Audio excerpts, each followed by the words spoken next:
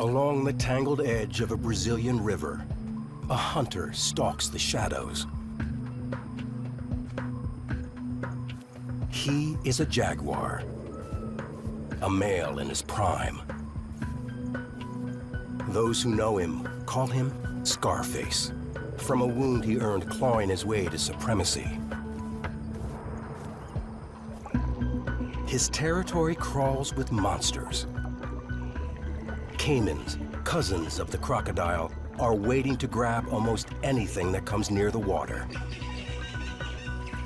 But it's Scarface they fear, because where the land ends, his hunting ground begins.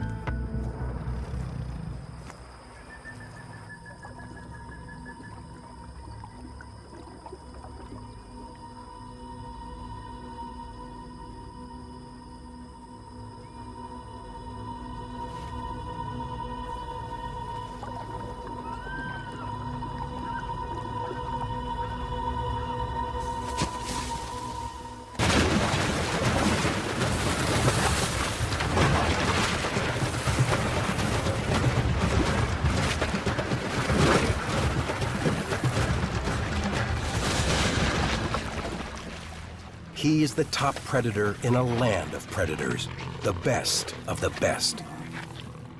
But every meal is a battle. We're only beginning to discover this part of a jaguar's life. In this wetland hideaway, the secrets of America's most mysterious big cat are now being revealed.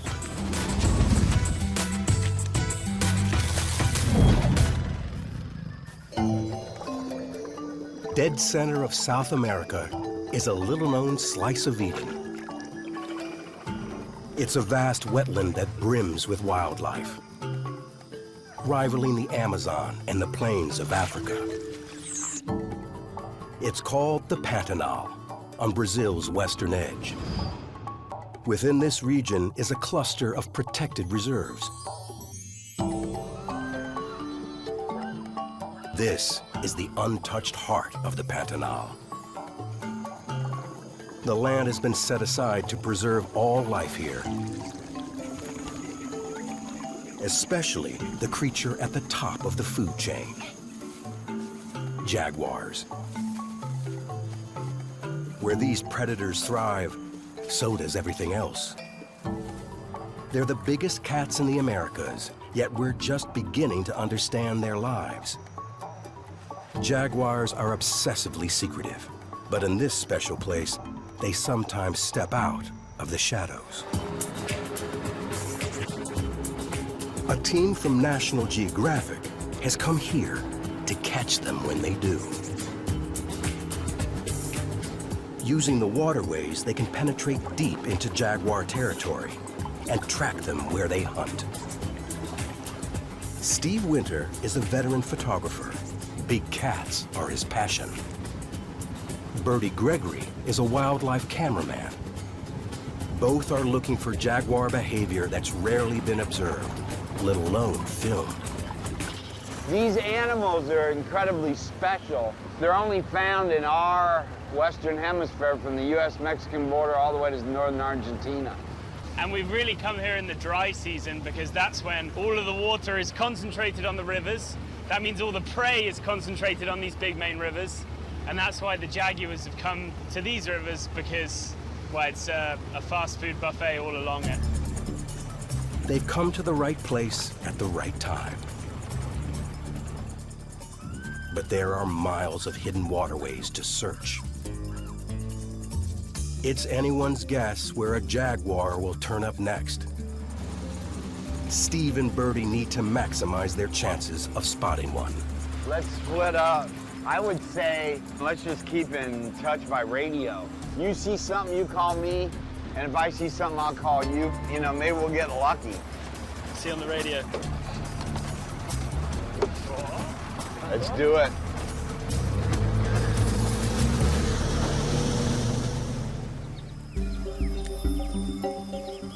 While Steve heads up the Cuiabá River, Bertie tries his luck down a narrow side channel.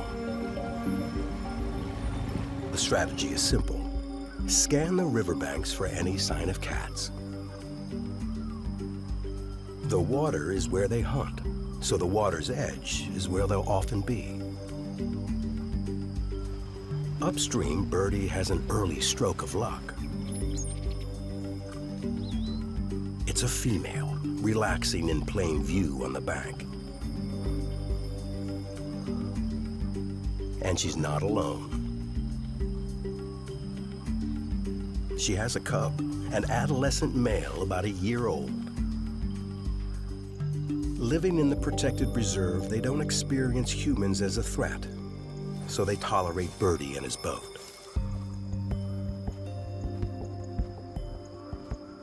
Jaguar cubs stick with their mothers for the first few years.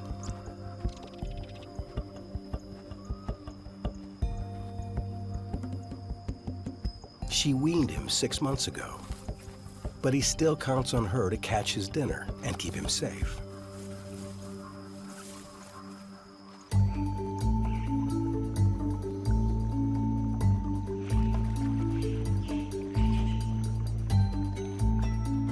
He's going to be bigger than she is soon, but inside, he's still all cub.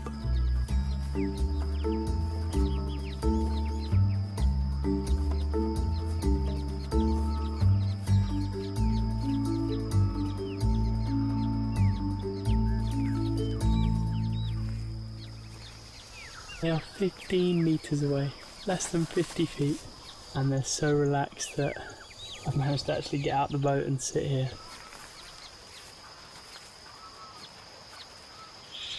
There's the female there, and there's the cub just over there.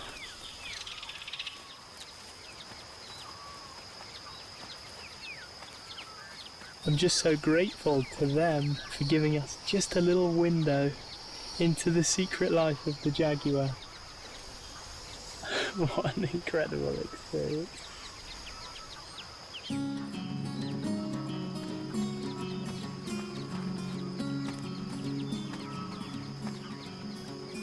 It's her job to teach him everything he needs to survive in the Continental. For the moment, he's learning a trick to keep cool during the sultry days of the dry season. By climbing into the treetops, they can catch the slight breeze over the water.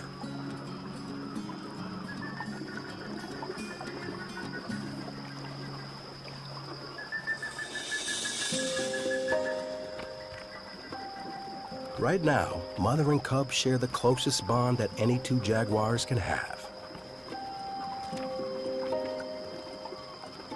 Yet, a little over a year from now, she'll turn him away to live a solitary life.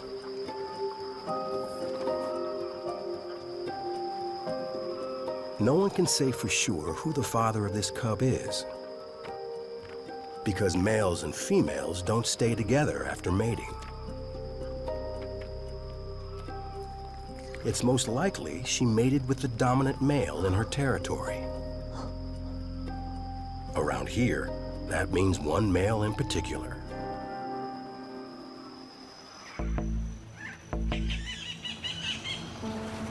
Steve's been dead set on finding him. The one with the distinctive battle scar. If there's any cat that looks like a beat-up prize fighter, you know, it's this guy. If a male wants to grab territory and breeding rights, he has to be intimidating and ready to fight. Scarface is all that. He now commands a territory of about 40 square miles. Other males enter at their peril. Females are permitted. They'll seek him out when they're ready to mate. But right now, Scarface is thinking about food, and Steve wants to get shots of him tackling a caiman. The trick is figuring out when and where it's going to happen. There's got to be caiman down there.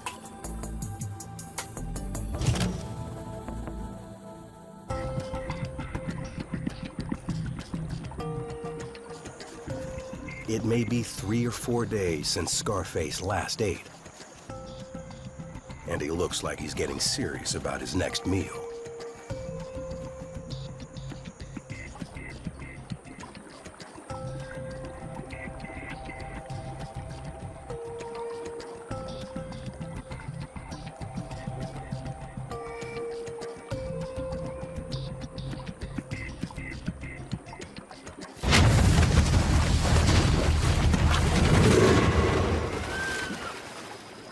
Even a skilled hunter like him only scores about 15% of the time.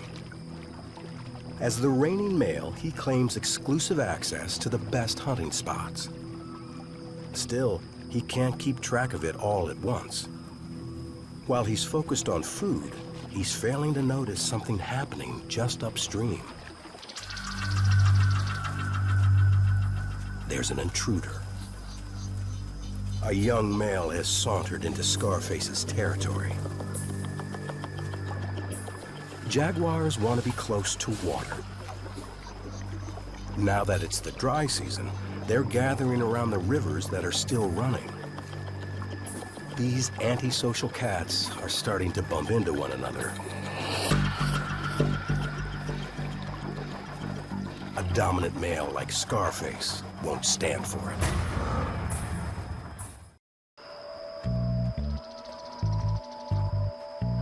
A protected corner of Brazil's Pantanal has opened a window into the lives of jaguars, the most secretive big cat in the Americas.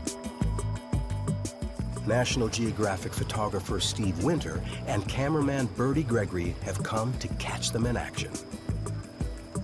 There's no place like this in the whole range of the jaguar. This is the jewel in the jaguar's crown, right here, the Pantanal. There's a future for the species in this incredible oasis.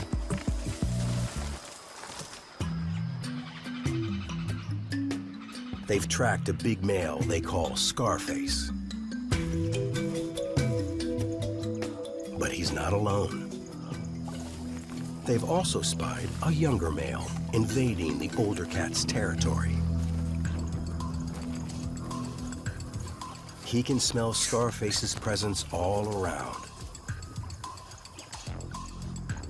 But young males can get cocky.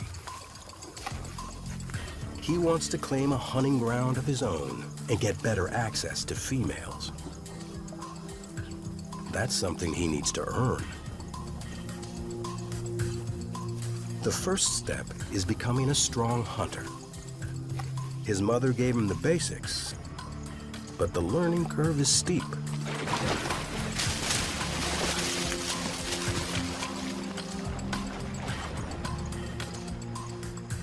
When going after such dangerous prey, a little hesitation is justified.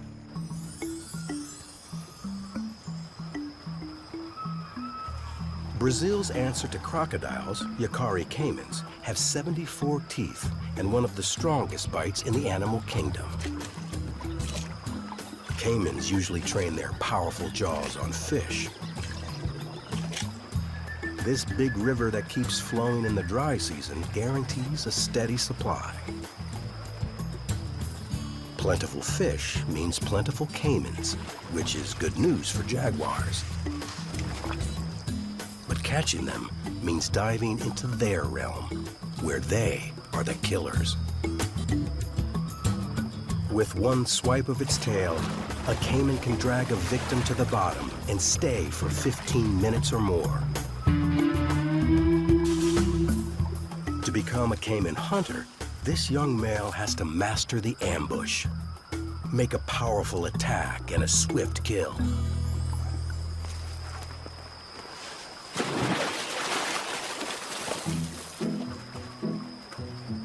Proof that true hunters are made, not born.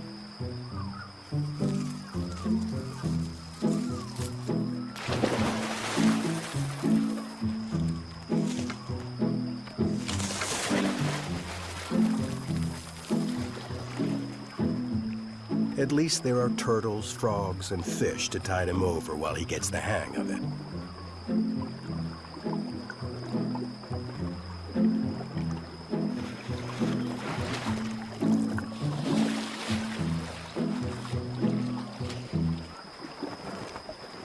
Right now, there are bigger things to worry about. Scarface is closing in.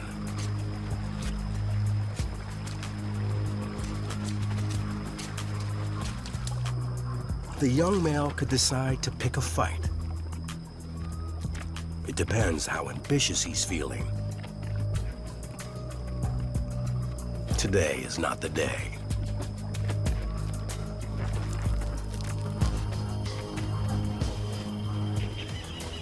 For Scarface, the scent of the intruder lingers like a personal insult. He lays down a reminder that this is his turf. A spray of urine is like planting a flag in the ground. Other jaguars recognize his individual scent, and they can tell he's dominant by how far and wide he leaves his mark. So even if they never meet him, they definitely know he's a cat to reckon with. Swapping chemical calling cards is a lot safer than fighting. Scarface reclaims his favorite hunting spot without lifting a paw.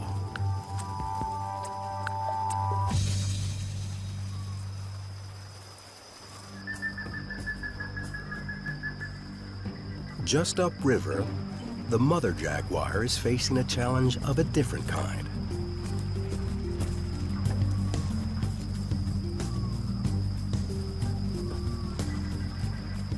She has to hunt for two.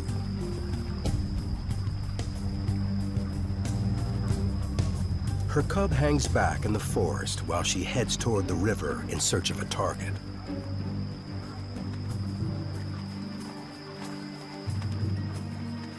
Caimans are her top choice too, but the wetland also offers a less toothy alternative: capybaras.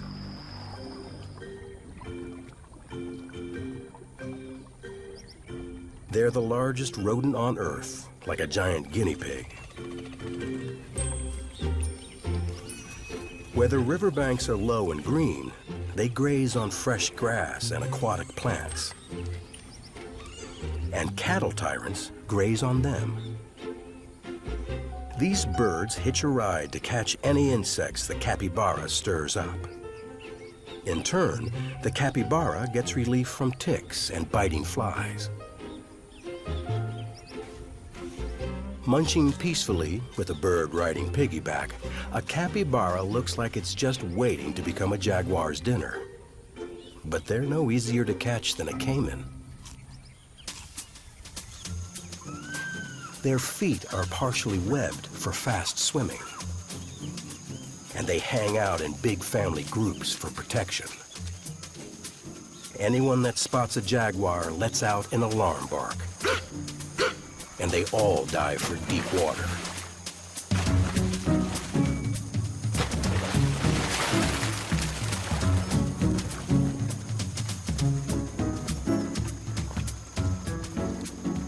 Ears, nose, and eyes are all set high, so they can swim with just the tops of their heads exposed. Once they're in the river, there's no catching them.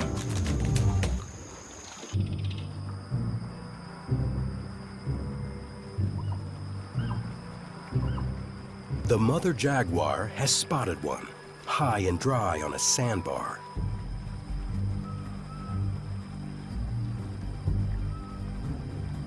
It's a male on his own, without a group to sound the alarm. It's just a bit out of range, and she's built for power more than speed. It all comes down to who's faster on the draw.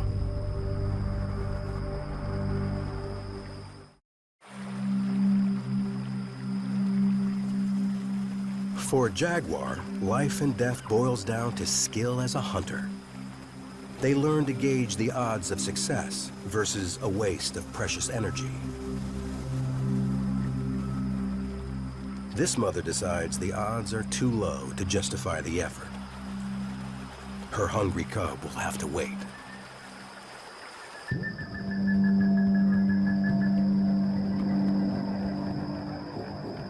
Along the Cuyaba River, the dominant male called Scarface is also struggling.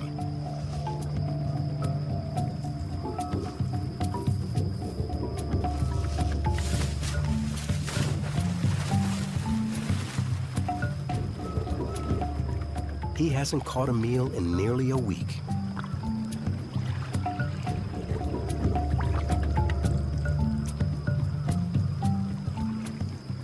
His streak of bad luck is no less frustrating to the photographers who have come here to film him on the hunt.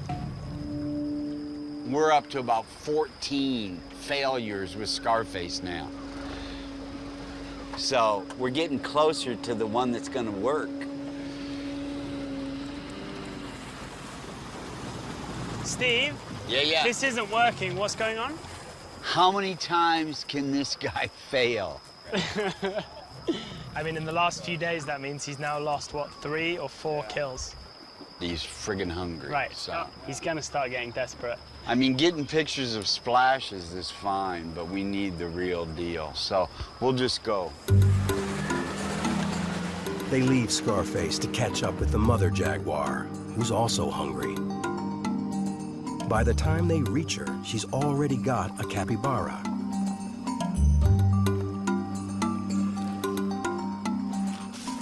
It's good news for her cub, waiting somewhere in the forest. At around 90 pounds, it will hold both of them for 2 or 3 days. For Birdie and Steve, another day ends without catching a complete hunt. For humans and big cats, success demands patience.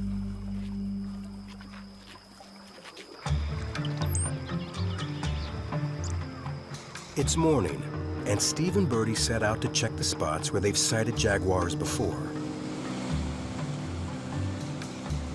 There's so much more to see along the river than just cats. Check it out. Jabiru stork on the beach.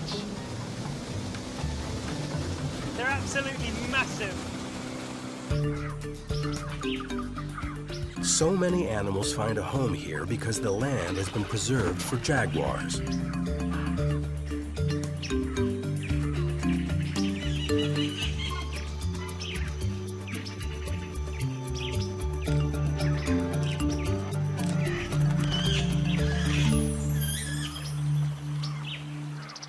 The best thing about protecting the jaguar, you know, this big apex predator, is that by protecting it, you protect everything underneath.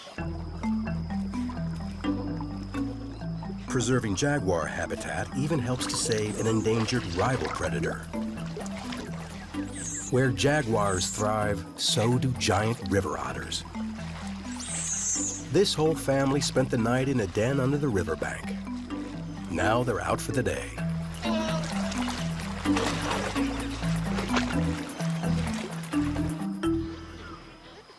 Giant otters are a really good indicator species, you know, one that shows the health of the ecosystem, because if you think, if there's 20 individuals in a family, each of them is 6 feet long. They each need about 8 pounds of fish every single day. That's a lot of fish that they need to support themselves. So if you've got giant otters, that means you've got a really, really healthy ecosystem. The river brings a steady supply of catfish, perch, and piranha to their doorstep. Their sloppy eating attracts freeloaders. Some can get pretty aggressive. Others try to be a bit more subtle about it.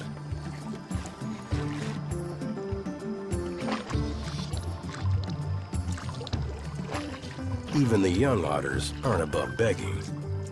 But these pups are old enough to do their own fishing, so they get no special favors.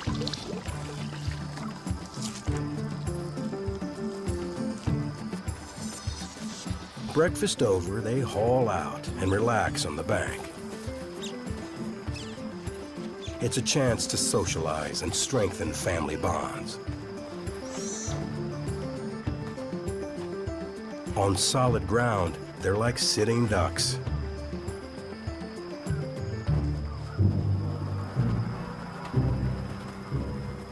Jaguars wait for a chance like this.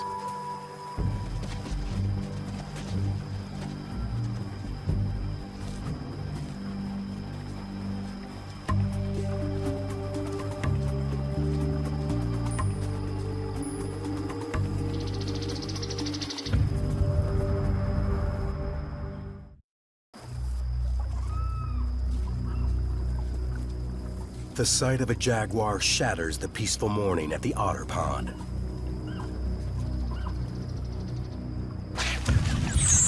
It's red alert.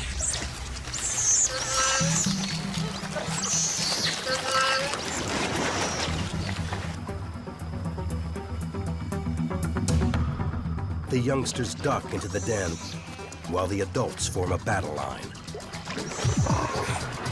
The female jaguar is torn between her hunter's instinct and caution.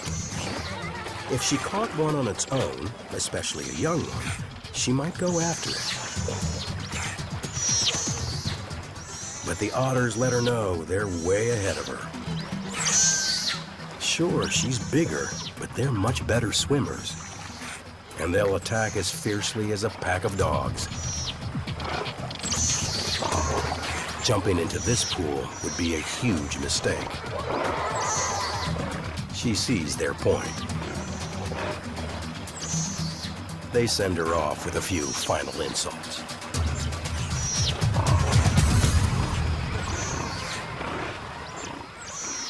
The jaguar here doesn't have many enemies, but when they come face to face with giant otters are one of the few animals here that can put up a pretty good fight. An experienced jaguar doesn't usually bother with otters. So Steve sticks to the main river channel, where Scarface is sure to be hunting caimans. His guide Piu grew up on this river and knows every bend. He's got eyes like you wouldn't believe. We'll be flying along, they'll just stop and go jag. And I'm like, how do you see that? Amazing. We've been at this tree so many times in this area where jags have been hunting right in there because caiman hang out in there. Yes, I can hear you fine. What's up? It's been radioed by the fisherman that he's just seen a huge male, maybe Scarface, down in the Jaguar River. Yeah. So we should haul ass and get there right now. This jaguar was spotted where Scarface often hunts. It's a good lead. But if they don't get there fast, they could miss the moment. He's really intent on hunting, which is what we want. So it's a ways downriver, but we're just gonna go full bore and get there as fast as possible. Upriver, Steve finds Birdie.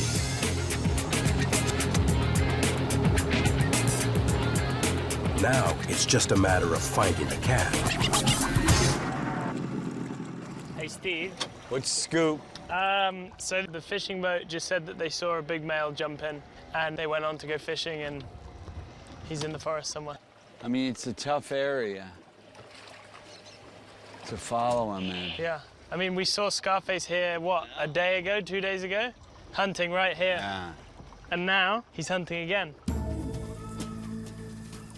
If he wanted to, a jaguar could disappear in the forest just a few feet away. But Scarface is hungry. And that brings him out into the open.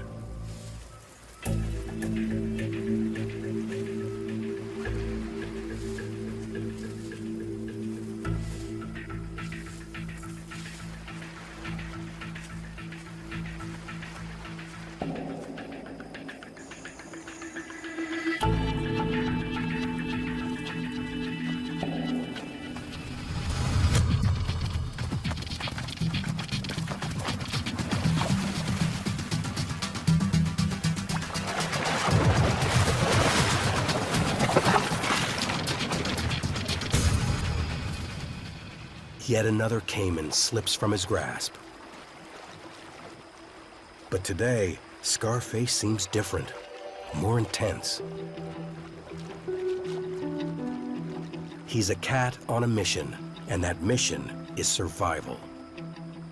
He hasn't eaten in a week, and his hunger drives him to an extreme hunting strategy.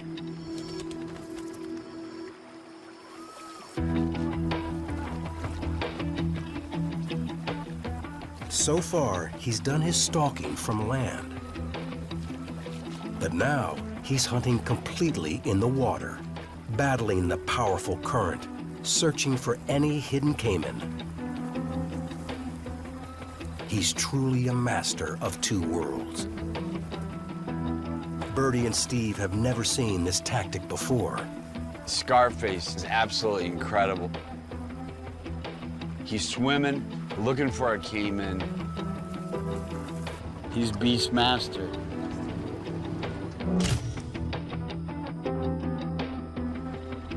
He's just relentless. I always think of, big cats as being terrestrial animals. They live in jungles and forests. But this guy's almost like a marine mammal. To think that he's hunting mainly swimming in the river with the focus and the strength to swim upstream, yeah, it's pretty mind-blowing.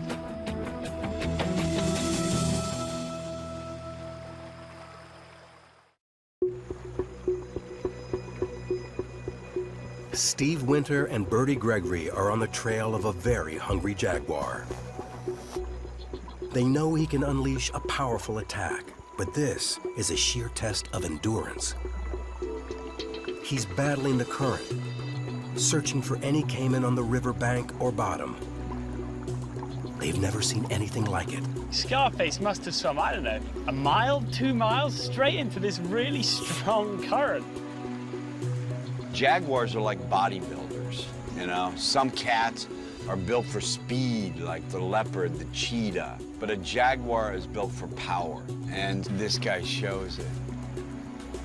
He's tough, but fighting the river takes a toll.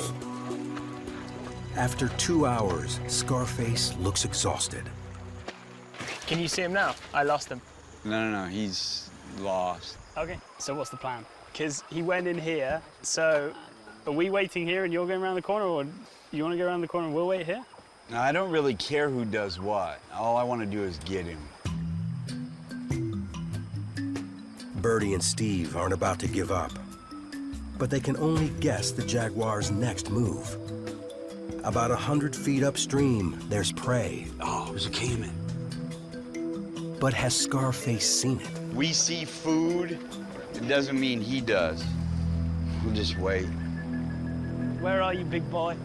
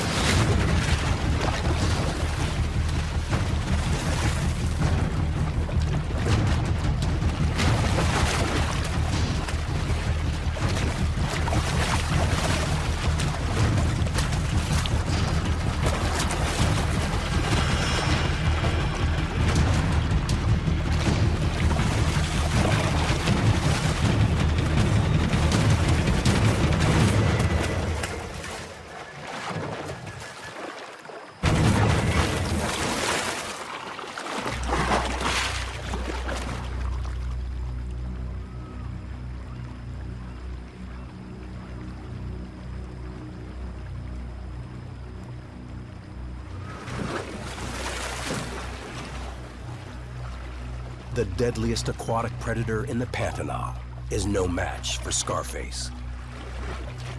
After a battle to the death, the struggle isn't quite over.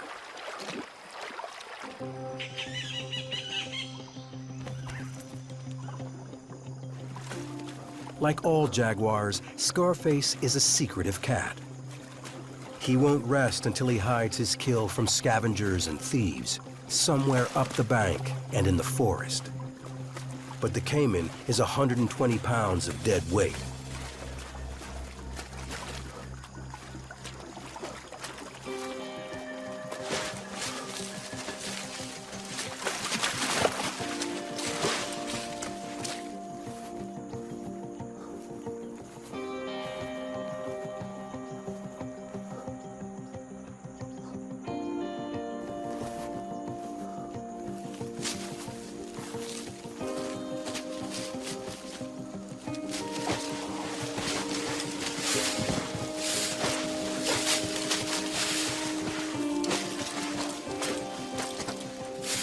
one final Herculean effort, and he gets his meal.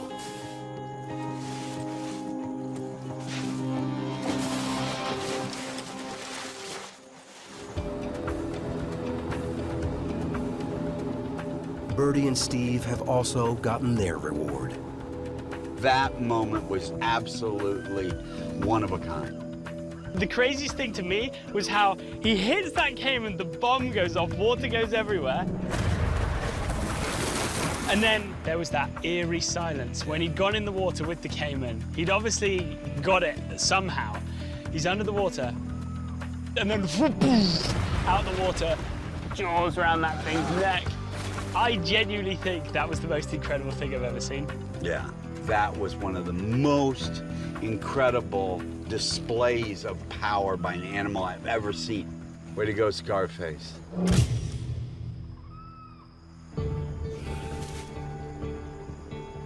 Scarface keeps his dominance on this stretch of river, but even that's just a means to an end. The ultimate prize is still elusive.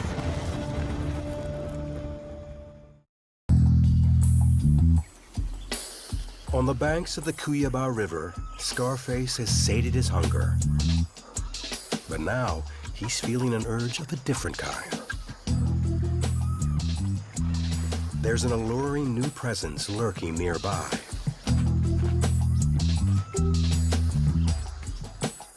Her territory overlaps his, but she's been waiting for the right time to make her presence known. Jaguars usually avoid one another. But when she comes into estrus, it's like a switch gets flipped.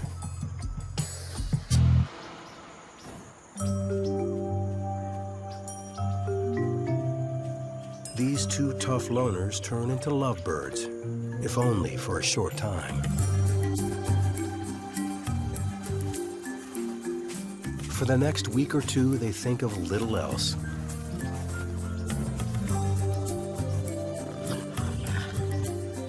They could mate up to 100 times a day. Then again, it only takes 9 seconds. Scarface's legacy grows a little bit more.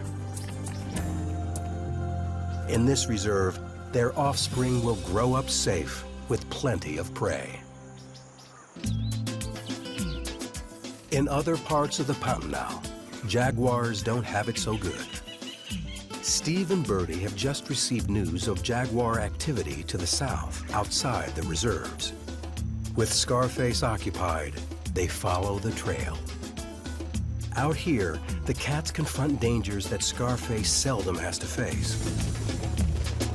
Most of the Pantanal is open to cattle ranching.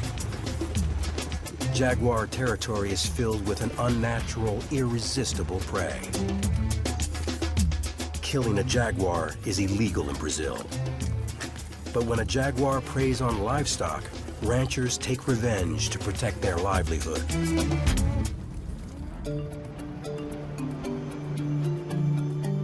On one of the ranches, a jaguar has killed a cow. It's a bad situation, but also an opportunity to see how jaguars live on the fringes of the human world.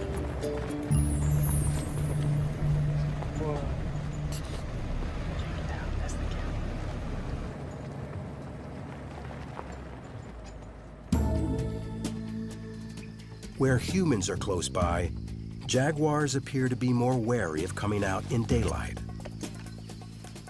Whatever killed this cow is probably waiting until nightfall to come back. So Steve and Birdie settle in to wait. Steve and I aren't very patient people. What keeps us sitting here is, as Steve said, the passion. It's knowing that by sitting here, maybe we'll get to see something incredible. Maybe not. Maybe we'll see nothing other than this very, very dead cow.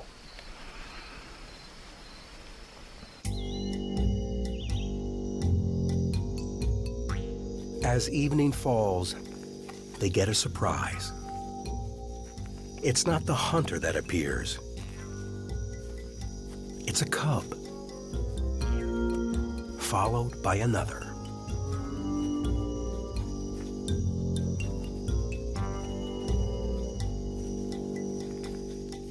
They're about 16 months old, a bit older than the cub back in the reserve. Their mother made this kill. She keeps a watchful eye as her young ones eat their fill.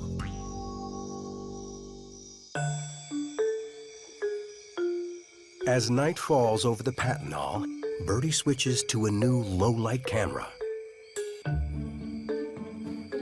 For the first time, he's able to see what these secretive cats get up to at night.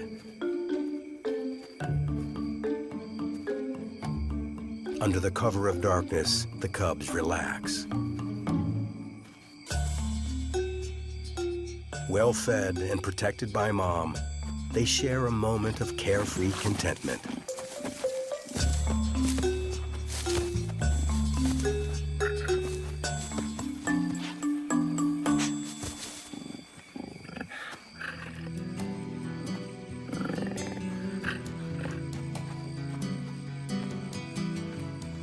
But they don't know this meal comes at a huge price.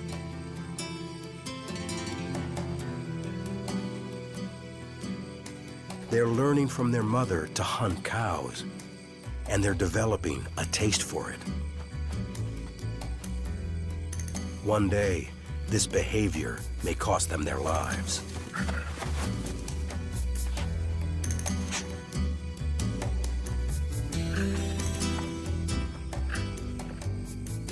This is why the preserved areas of the Pantanal are so critical for jaguar survival. Inside the borders, there are no cows, no human threats, and plenty of natural prey. The mother and her single cub can rest easy. Under her care, he will grow to become a powerful caiman hunter.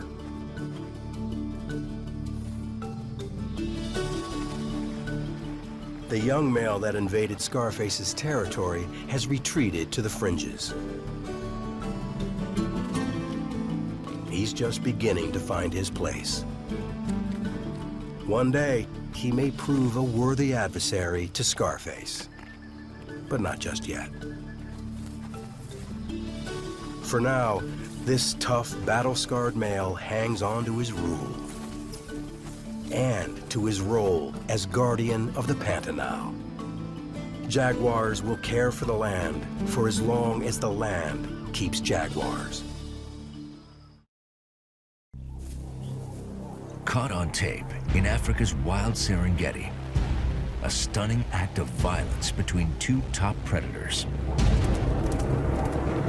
A run-in between lions and cheetahs so rare, this is the first time it's ever been documented. Look at the energy, the fury. Like a back-alley ambush, the assault sends survivors scattering and leaves bodies battered. He rushed forward. Filmmaker Leo Kunkel witnessed the attack and is trying to make sense of it. Was this a once-in-a-lifetime perfect storm event? Or do these iconic African cats have a deep-set, sinister reason to fight to the death?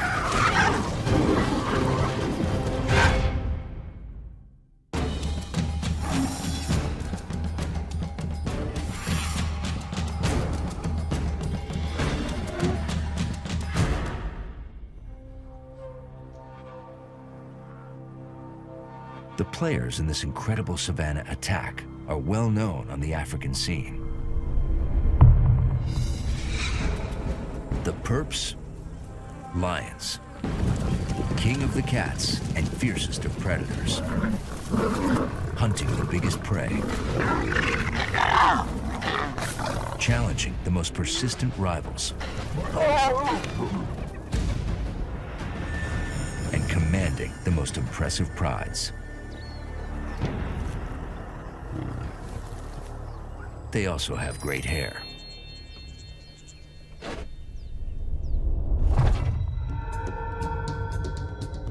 cheetahs are the marks in this bizarre and brutal showdown. They're top hunters in their own right, but often considered the underdogs of the big cat world. Their thin, lanky bodies and long legs are built for speed, not power.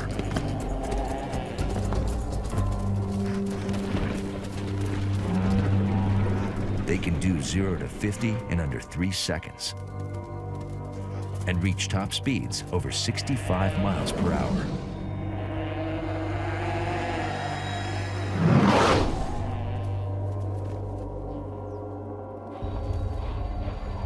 But they lack the firepower to defend against aggressors and generally choose flight over fight when threatened.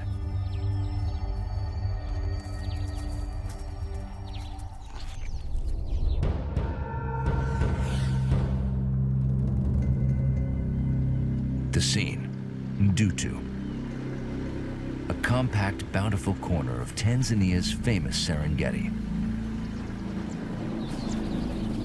It's home to all the top predators. A tough neighborhood where lions, cheetahs, leopards, and hyenas often cross paths.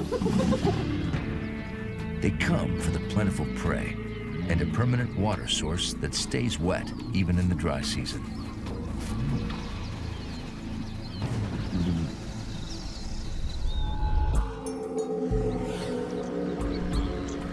Witness to the attack is filmmaker Reinhard Leo Kunkel. Leo has been living and filming in Africa for more than 3 decades and is passionate about cheetahs. But in all his years following the spotted cats, he's never seen an event like this.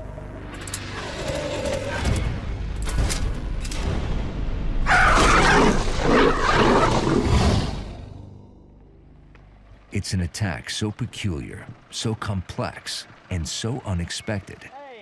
He's invited world-renowned lion expert Craig Packer to help him decipher it. It's such a long time, huh? Look. Craig is studying the way top predators interact on the other side of the Serengeti. Leo hopes he can shed light on what motivated the assault. Base camp for the investigation is Leo's edit suite with a view. To do all the other stuff. Craig, I would like you to have a look at that scene, and I thought I got some very unusual stuff. On the day of the attack, Leo was out filming on the southern edge of the Serengeti when he gets an urgent call from his wife. She called me on the radio saying, "Come over here, something very interesting is happening." Rushing to her location, he arrives just ahead of the chaos. 3 male cheetahs are hot on the heels of a female who's coming into heat.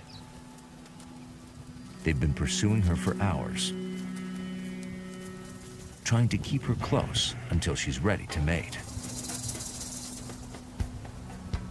They're also competing with each other for her favor. These are 3 territorial males, and this is one of you guys. One of his guys is a large male lion who's just appeared on the scene. But the testosterone-fueled male cheetahs are not initially impressed. Craig is surprised by the cheetah's reaction as the lion approaches.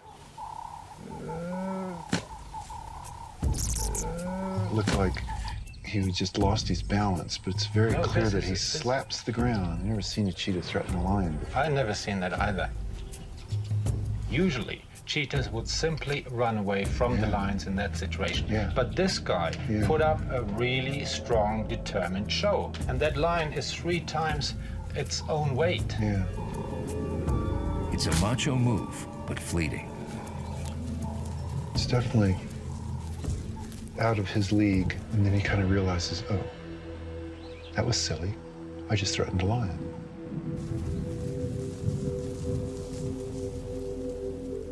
The female cheetah has a different response. 3 randy males are bad enough. She's not about to take on a lion as well. Feeling threatened, she's taken cover in an awkward location.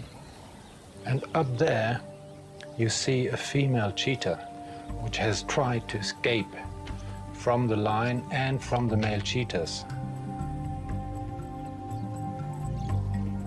Cheetahs often seek out high spots when they're scanning for prey, but this is extreme. She was standing there, she was shivering. I could see her legs, they were really shivering fast, while she was watching the lion, and she was also watching the 3 males. Terrified, the female decides to make a run for it. And when she saw a chance, she actually jumped down from up there, jumped down, and then raced off at 100 miles an hour.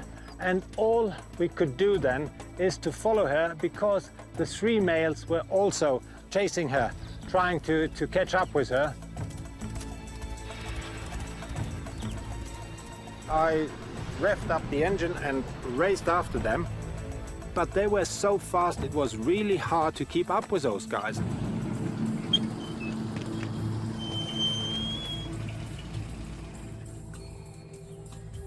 By the time he catches up, the action has resumed. The males have tracked the female to her new hiding place in a bush. They're so intent on getting the girl, they cast their coalition relationships aside and compete fiercely for her attention.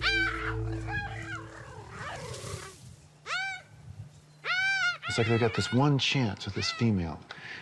And instead of making a good first impression, they're really rude and they're really aggressive and they really try to grab them. So presumably they're trying to make sure that they mate with her before she moves on to a different area, right? The males are desperate to seal the deal.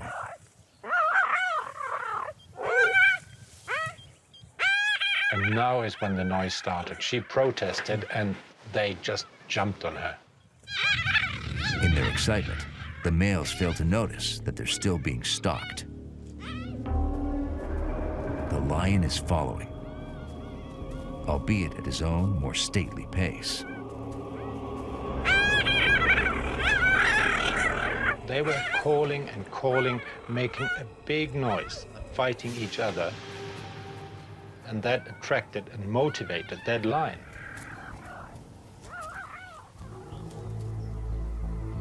Leo was as surprised as the cheetahs. I was filming from the car, and suddenly on my left-hand side, the lion came in. And I was very lucky my camera was on when he rushed in.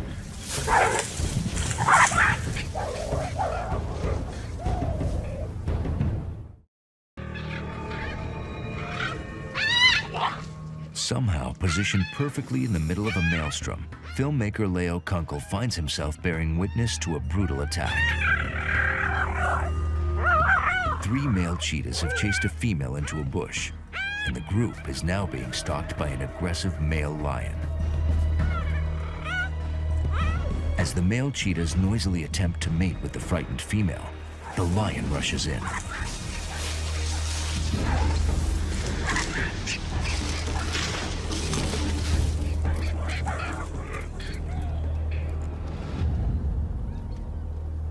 The lion came out with that female in its teeth, and by that time you could tell she was already dead.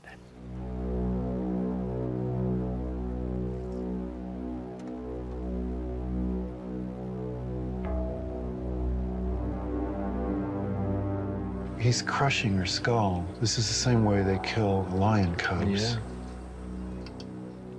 It's a gruesome hit, a fearsome display of force.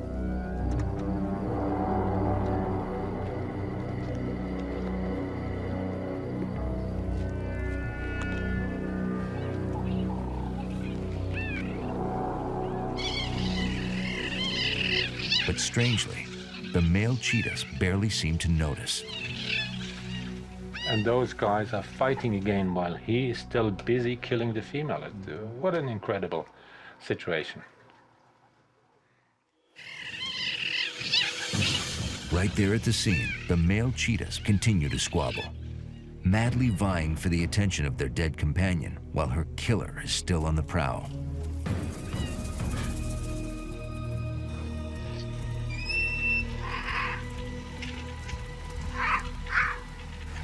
Leo can't believe what he's seeing.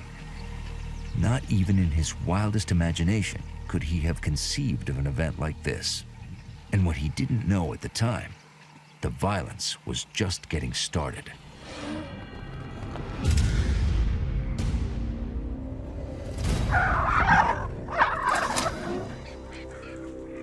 Seeing the attack on tape, Craig is as surprised as Leo was. Yeah, typically what I see is just the lions show up and the cheetahs skedaddle. There's no simple reason why a powerful male lion should feel the need to track and attack 4 adult cheetahs who are minding their own business. Before getting to the rest of the encounter, Craig wants some background on both perpetrator and pursued. So this is the 3 males after the female. Yeah, this coalition of 3 males. They would have been in their prime, say 4 or 5 years old. The 3 were probably brothers who had stayed together when they left their mother.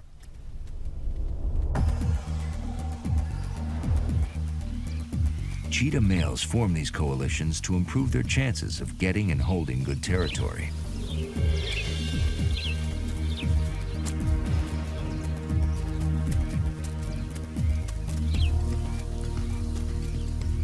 A good range means lots of prey and is also likely to attract more females who travel great distances looking for worthy mates.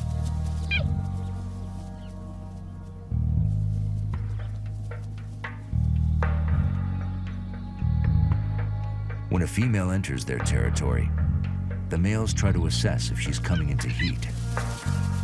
If she is, they'll keep on her until she's ready to mate. I've seen a male cheetah mate with a female, and it's a very short, very unromantic affair. She crouches down, he grabs her at the neck, and he pulls as hard as if he wants to take her coat off. And they basically part within half an hour or so. And he may never see her again. Never see her again, and that's it.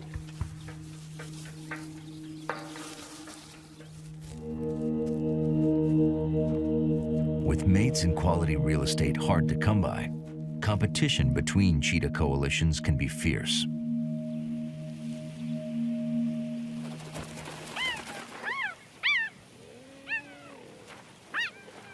Skirmishes between groups get nasty, sometimes leading to injury or even death.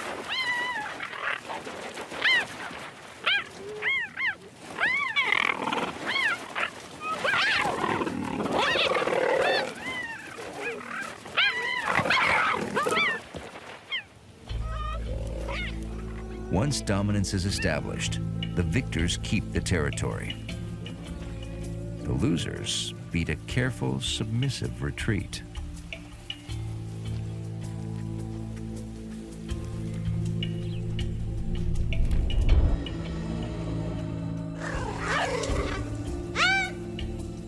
In the case of Leo's cheetahs, it's not coalitions battling for territory.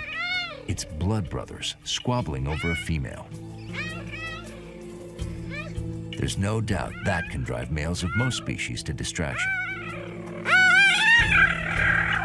But Leo has never seen a sibling rivalry cause such blatant disregard for mortal danger. This one-of-a-kind video is changing our understanding of just how irresistible a female can be, and just how irrational her suitors can get. What's puzzling is how strongly the hormones affect their brain in such a way that they totally neglect the danger. I mean, something must be happening there, something strong. Their testosterone levels are peaking. Their need to mate all-consuming. It's putting them in danger, but at least it's a biological explanation for the cheetah's recklessness. Craig is not so sure the same can be said about the lion's strange behavior. He's not looking for sex. He's out for blood. So right here, he's making no attempt to conceal himself. So this is the way they would behave towards a stranger in their territory.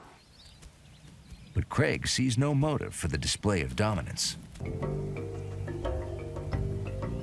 He thinks a strong lion like this should have had more important things to do than harass a few scrawny cheetahs.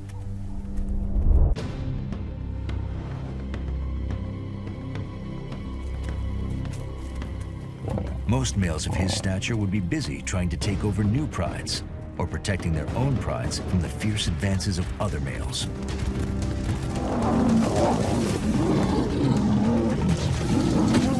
These clashes can be vicious. Male lions have been known to fight each other to the death.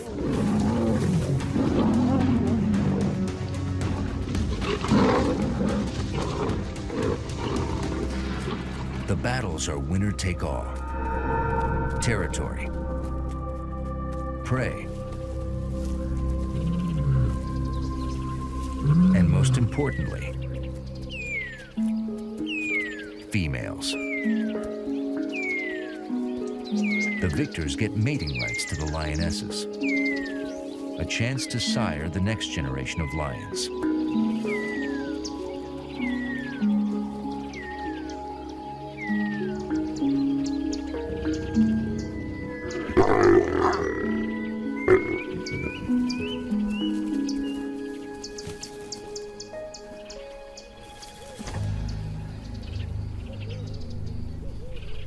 Sadly, it's not a happy ending for everyone.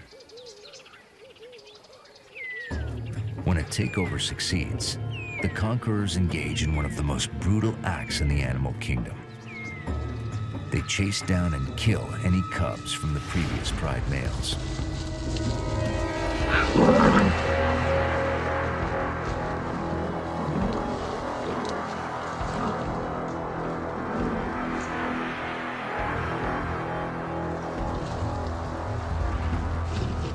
It's a grisly but effective way to ensure that their genes will be passed on. And it's the quickest way to get the pride females back in heat.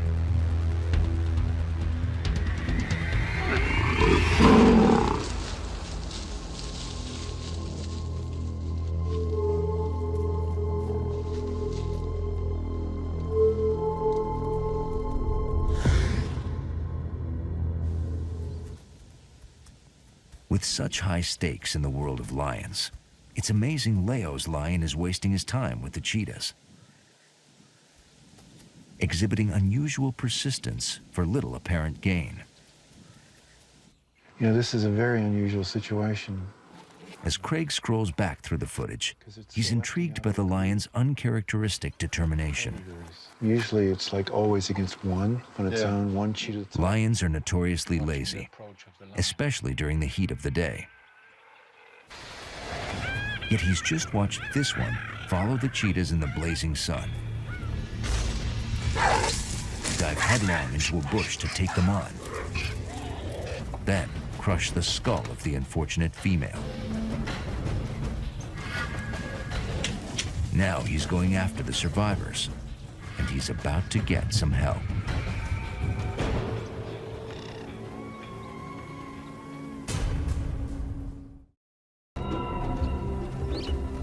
For this determined lion, persistence is paying off. He's got one cheetah down and is still on the hunt. What Craig hasn't seen a hint of is why he's going to all that trouble. That's the big mystery he and Leo are trying to solve. See, I don't think there's any reason to expect lions to want to remove cheetah from an area because the way they occupy the habitat's so different. The lions like to stay in adequate cover, and they stay hidden, and they don't actually go where the herds are. Though they patrol the same general territories, the two predators have very different hunting techniques, so they're not even competing for the same prey. Lions use their strength, size, and numbers to go after the big boys. Buffalo,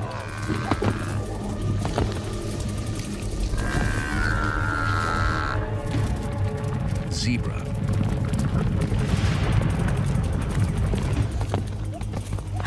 wildebeest, and even giraffes.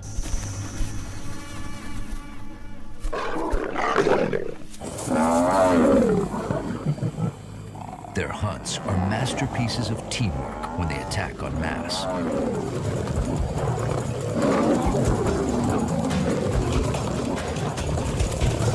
Or exhibitions of pure power when they venture out alone.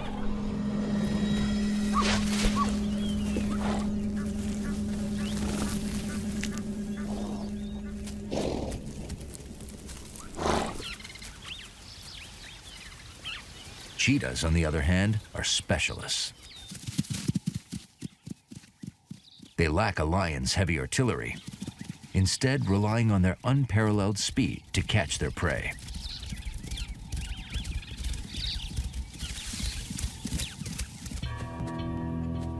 On the open plains, they use their tails as rudders and their long hind legs and flexible spines to generate massive forward thrust.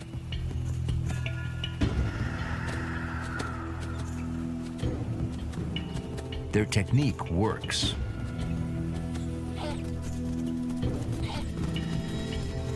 They actually take down close to 50% of the prey they go after, a far higher success rate than lions. But for the most part, lions couldn't be bothered with the prey cheetahs hunt. Too small, not worth the effort, and usually too fast and agile to catch. What lions will do is steal a meal from a cheetah after it's killed.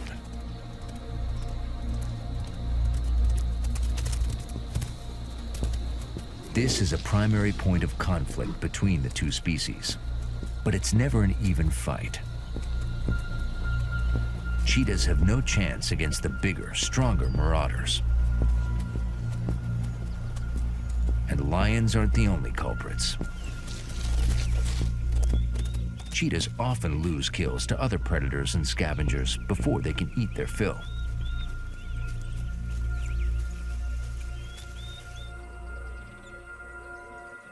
It's for this reason Craig doesn't believe lions would see cheetahs as competitors worth killing. Why Leo's video is so uniquely disturbing. And it makes no sense to me that lions would want to kill an animal that can capture gazelle. To the contrary, he thinks lions benefit from having cheetahs around. The cheetah is a great source of a free meal. If I were a smart lion, I would keep a pet cheetah, because then they could catch me dinner. But if that's the case, why is this lion so intent on putting a further dent in Africa's dwindling cheetah population? He's already killed the female and is now turning his attention back to the oblivious males, who, to Craig's continued amazement, are showing no concern about the lion's approach. Is there something they're missing? Some reason the cheetahs don't feel the need to run for their lives. They used to be the best of brothers, and now they have this deadly fight going on. So this is within seconds, or while the... This is within seconds. This would be 50 meters away from where the lion is killing the female. And then these guys fighting each other to the death. Well, what they're doing over a dead female. It's as if they don't know the female is dead. If anything, they become even more aggressive. And even less concerned about the presence of the lion. Or lions. Because the threat has suddenly doubled. The first lion, a bit winded from his slaughter of the female, is quietly joined by a second impressive male. He was still fresh, he was still curious. More than just curious. The The cheetahs scramble out of reach.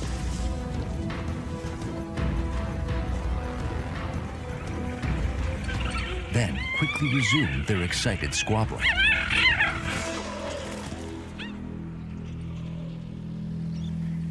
It's a bad move, and they'll soon pay the price.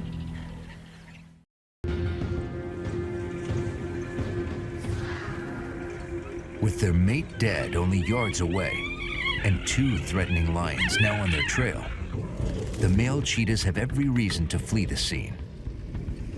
Instead, they continue squabbling amongst themselves as if nothing has happened.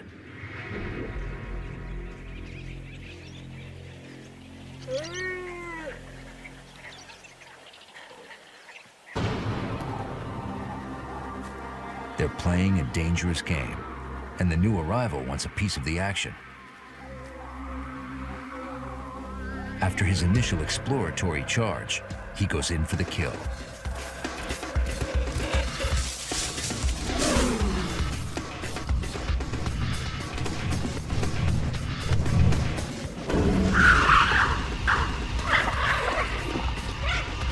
Whoa, isn't it incredible? I didn't believe it when I saw it through the viewfinder. And now look, the 2 lions are tearing that poor fellow apart. No, it's incredible. It's just incredible. He's using all his strengths, that lion, to kill that cheetah.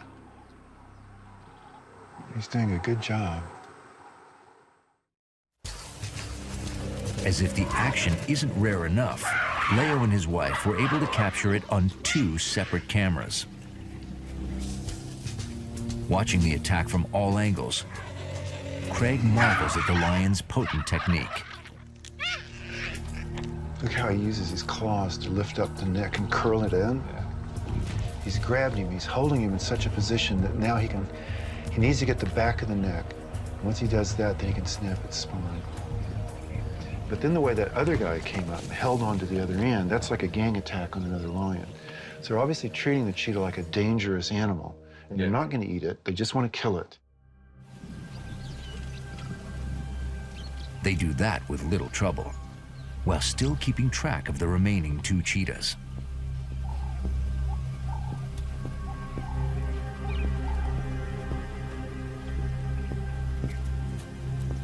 Incredibly, it takes yet another charge to convince the survivors to head for safer ground.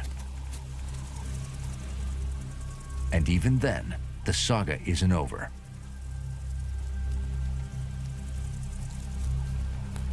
Not completely satisfied, one of the lions returns to the dead cheetah.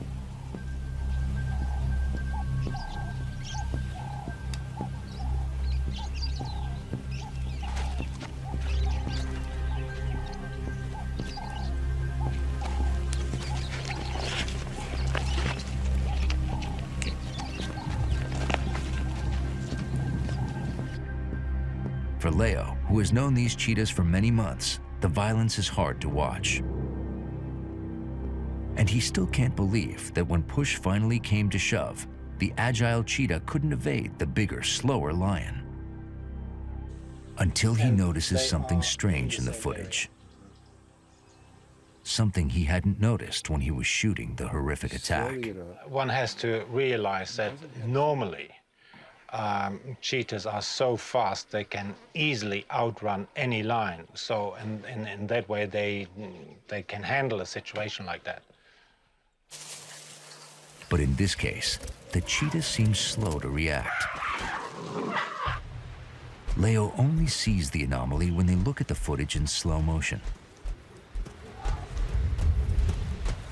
There is something peculiar about the cheetah's movements. It looks to me as if this one was wounded. This cheetah there was injured. What do you think? Could be. He's slow to get up. Yeah. But he doesn't have huge strength in his back end. Do you see what I mean? Yeah, maybe the swipe there. See the lack of acceleration? He's getting good pull in the front, but not in the back. The question is, can they find out when he got injured? Was it an old injury or a fresh wound from the day's brawling?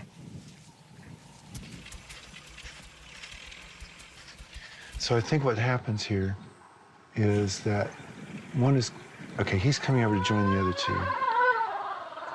And this one's, he's not well, he's down, he's staying there. The other one comes in, he stays down. The other one leaps over him, so he stays down. Yeah. And this is the one that's gonna die, right? This is the one you've got. And so when the lion comes up and catches up, that's the one that's most exhausted. Yeah. Oh no, that's the one that gets killed. But did the injury happen then, or was he already hurt when his brothers jumped him? Could it also be that when the lion rushed in and eventually killed the female, he hit one of the escaping males? Two of the males scamper away quickly, but the other takes longer to extract himself from the bush. Okay, one possibility is that this guy gets a swipe at the male as he goes and gets the female. I think that might have been the same one, right? Could be the case, yeah. Whether it was dodging the lion or scuffling with the other cheetahs, the soon-to-be victim had ample opportunity to sustain a hit. And the injury, however it was caused, may explain his final inability to escape. But it still doesn't solve the biggest puzzle of all. Why the lions were so committed to killing the cheetahs in the first place.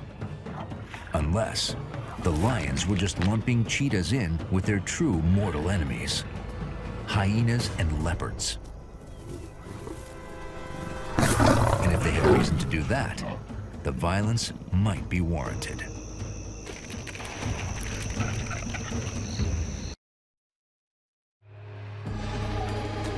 The video shot by Leo Kunkel is one of a kind.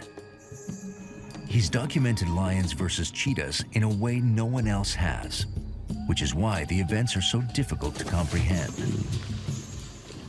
And they are... But both Leo and Craig are familiar with the way lions interact with the other top predators, and believe these relationships might hold the key to understanding the attack.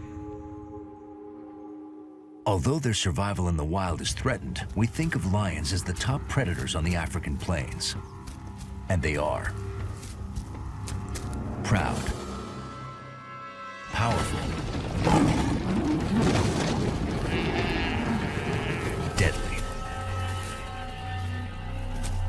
But just because they're bigger and stronger than everyone else doesn't mean they don't have enemies.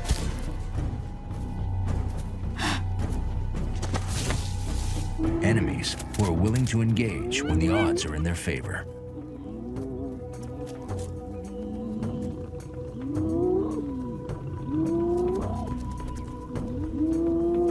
It's an aspect of lion life Craig and his field team have been studying extensively at the Serengeti Lion Project, not far from Ndutu.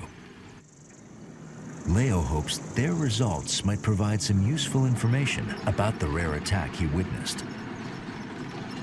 The team is trying to learn exactly how predators coexist, or don't, as the case may be.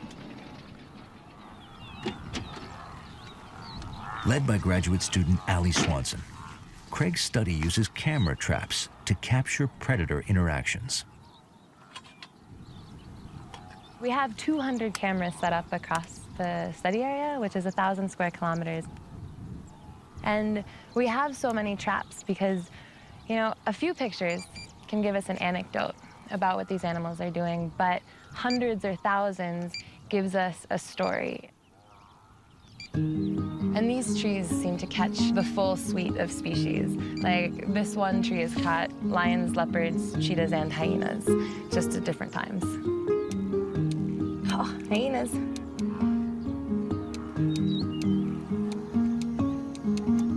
Ah, we got a leopard!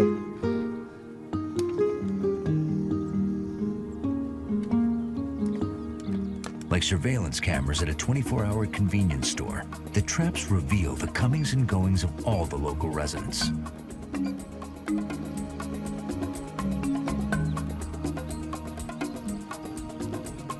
The hyenas are the most frequent shoppers. There's an aardvark, and then hyenas. Hyenas after hyenas after hyenas.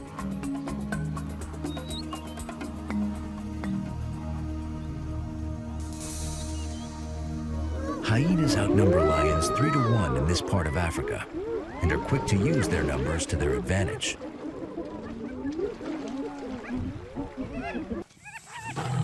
They even go after each other's young.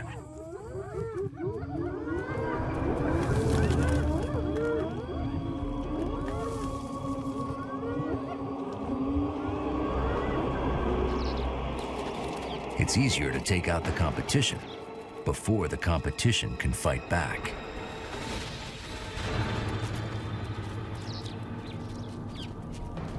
This infanticide is a large part of what makes lions and hyenas mortal enemies.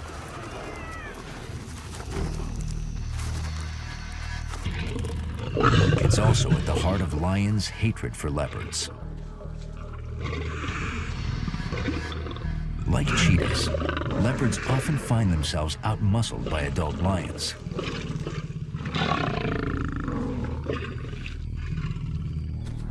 So they try to pick off cubs to lessen the competition.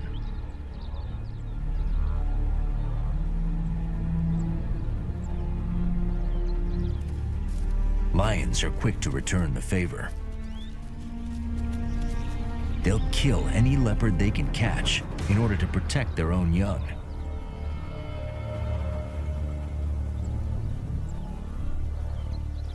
Craig believes lions might extend their loathing for leopards to other spotted cats as well.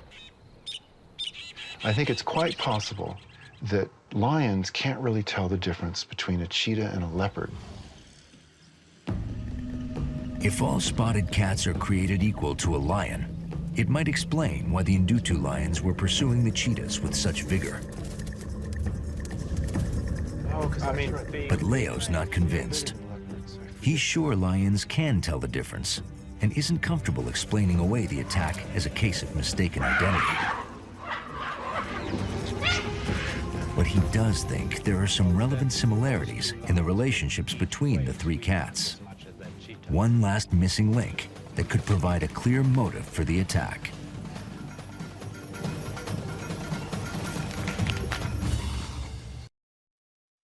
Trying to understand the brutal scene he captured on tape, filmmaker Leo Kunkel has examined every frame of his extraordinary footage, and together with lion expert Craig Packer, he's dissected the complex web of animosity between Africa's top predators.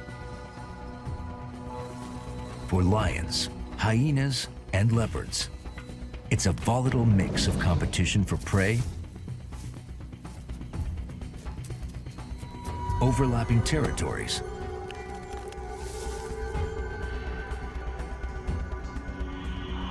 and perhaps of utmost importance, attacks on the young. But does the same hold true for cheetahs? Could an instinct for cub killing have played a role in the attack Leo witnessed, even though there were no cubs around?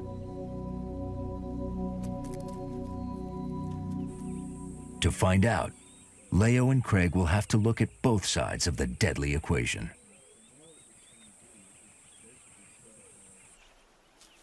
First up are cheetah cubs, and they are never safe.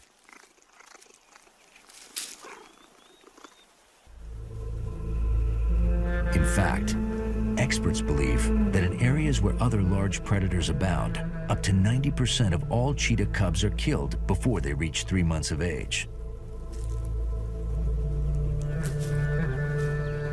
So that leaves only one last crucial question.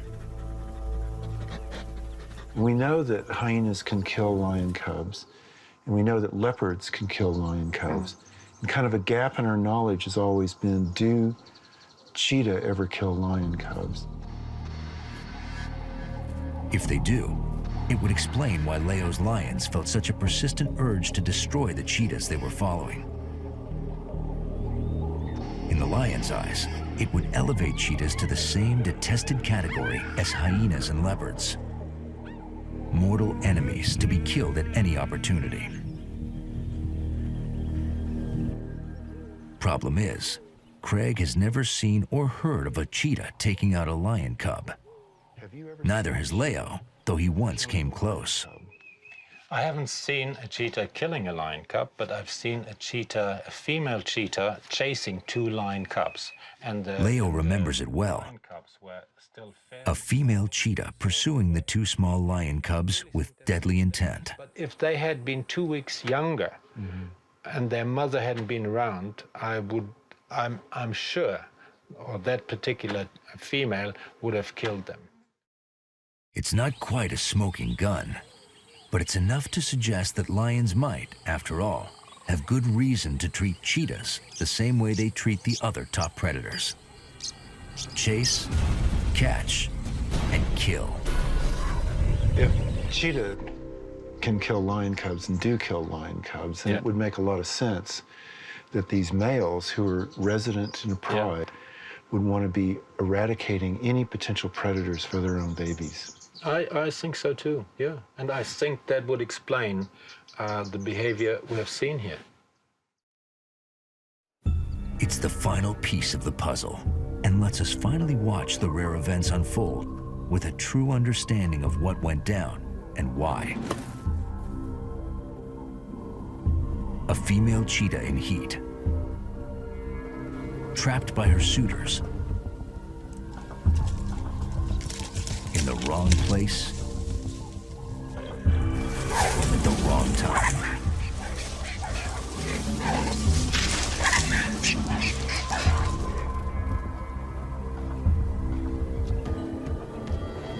Three male cheetahs blinded by lust and an inborn drive to mate at all costs.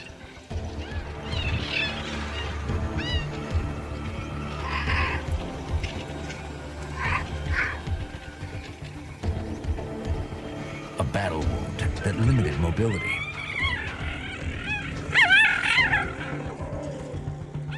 And 2 powerful male lions ruthlessly pursuing rivals who might be a threat to their young.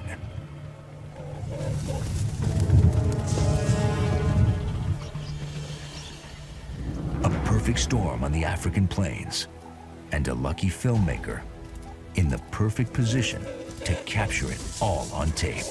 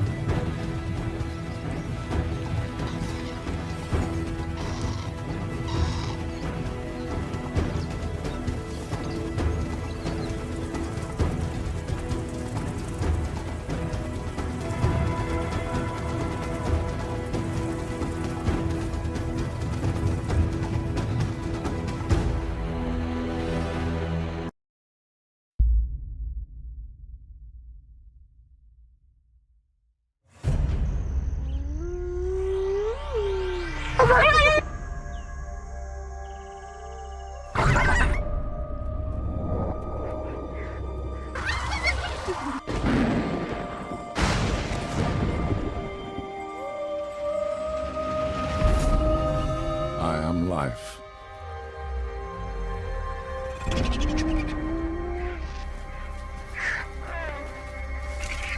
I am death. I give everything.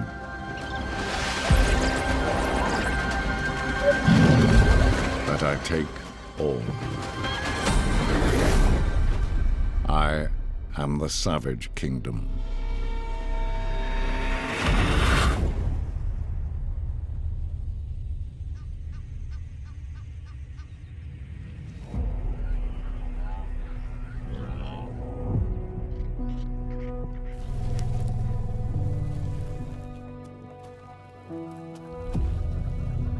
Call her Zalika, the outlaw queen.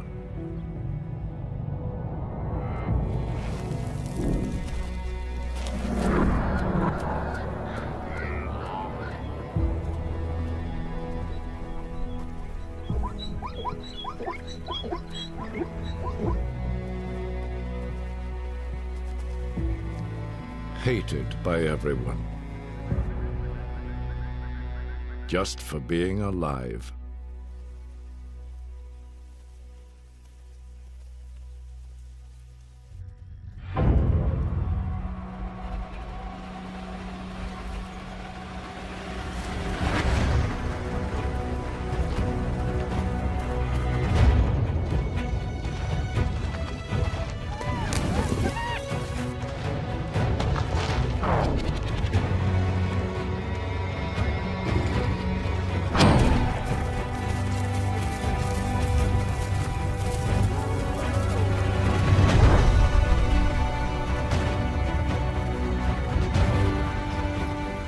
But Zalika plays the long game. Slowly building an army to take the great marsh. No killing grounds are richer. And to the victor, the bloody spoils.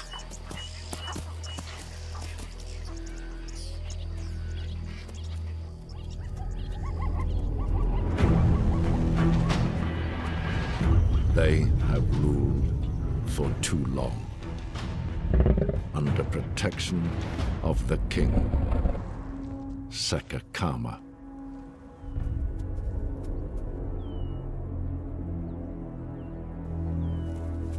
Zalika is planning a revolution to overthrow the lions on their own ground.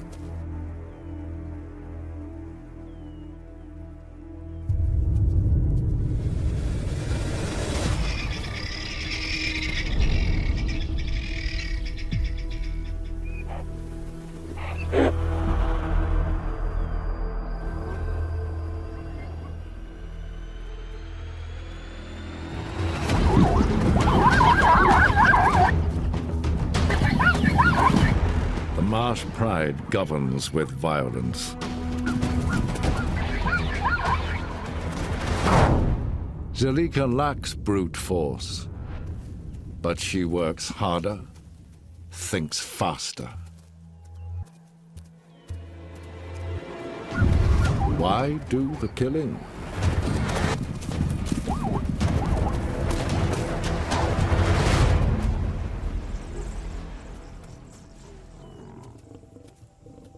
When you can wait and take the leftovers.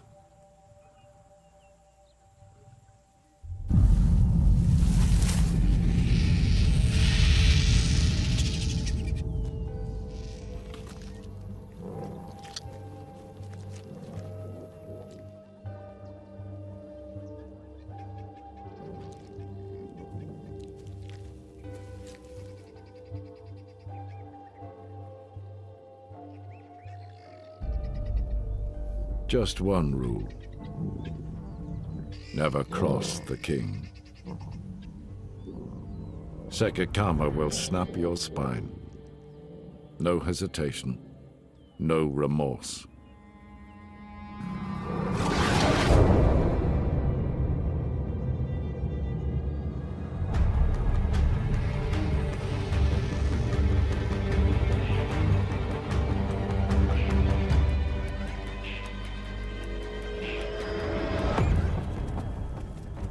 Their feast ends,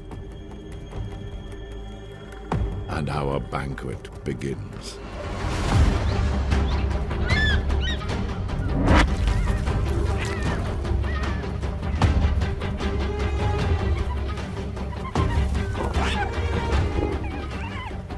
Zalika knows the true value of skin and bone.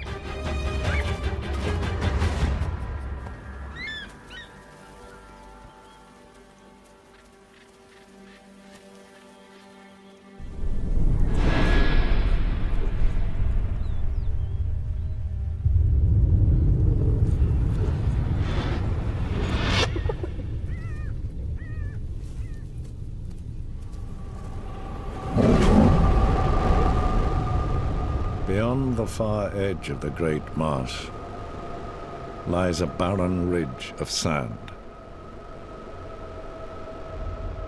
hidden from murderers. Welcome to Zalika's secret lair.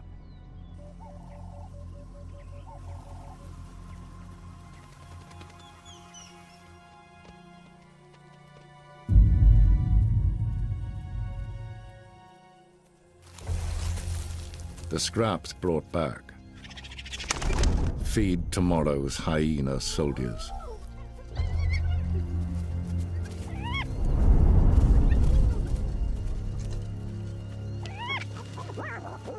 A battle-hardened clan of mothers, the Sisterhood is raising an army.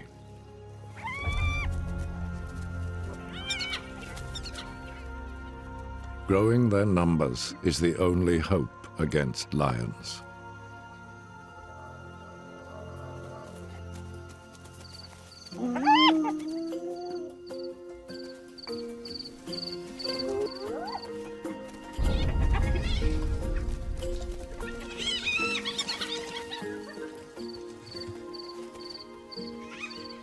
Lose, and a generation will starve.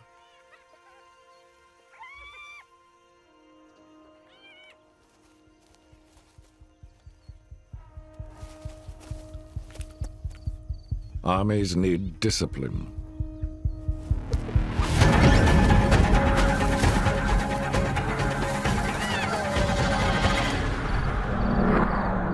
Zalika's rule is absolute.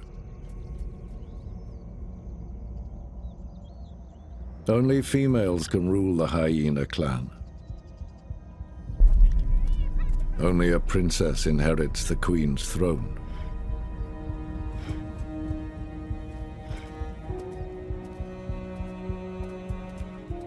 And this is Zalika's heir.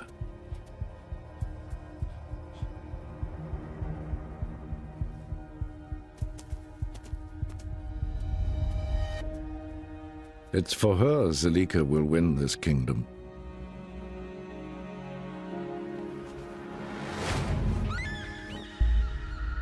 Keep her safe.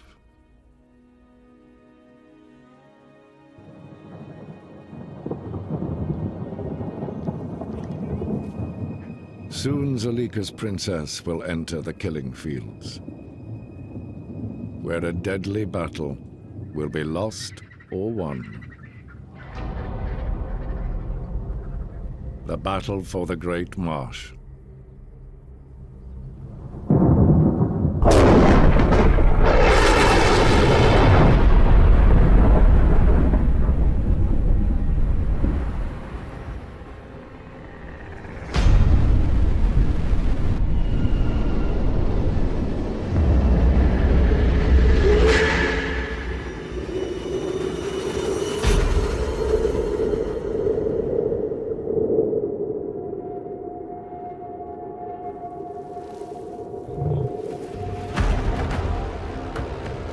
Rains flood new life into the kingdom.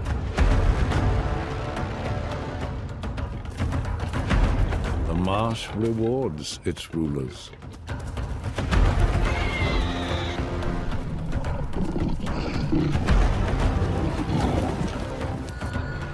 Enjoy it while it lasts.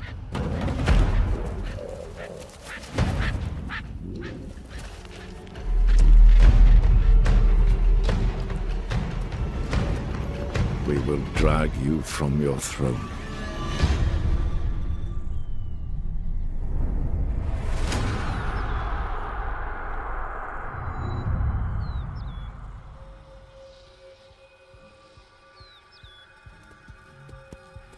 Zalika will risk her life for her clan. Her growing army needs more food. Who will provide?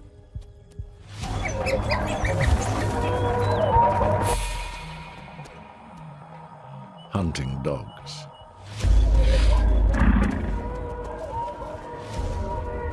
Small but lethal. Find their weakness, Zalika.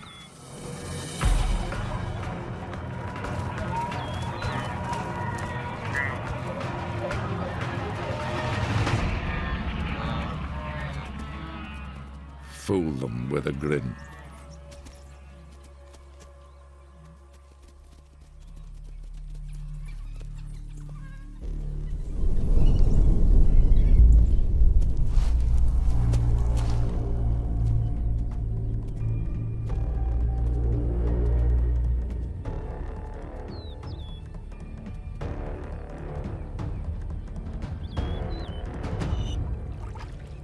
Get it wrong and they'll kill you.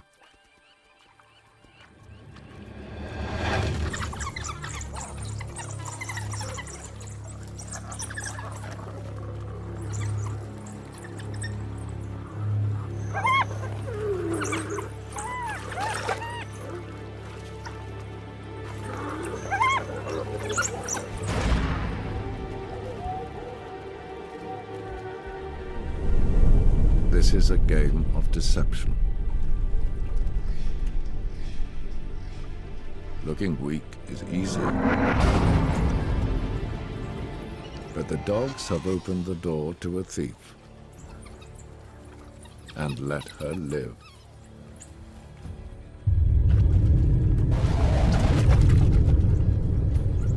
Give this hyena queen an inch, and in time, she will take it all.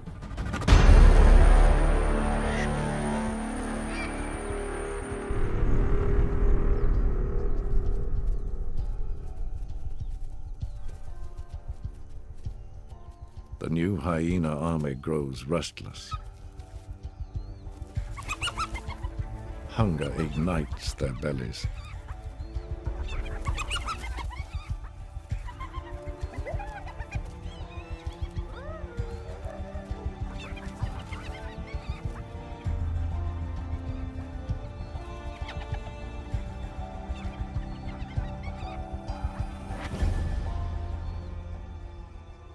Zalika needs to take a new generation to scavenge the killing fields of the Great Marsh.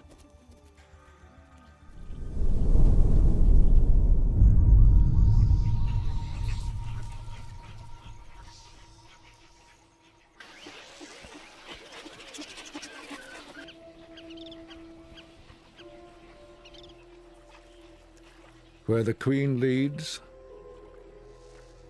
the Sisterhood's new soldiers will follow. Her precious princess among them.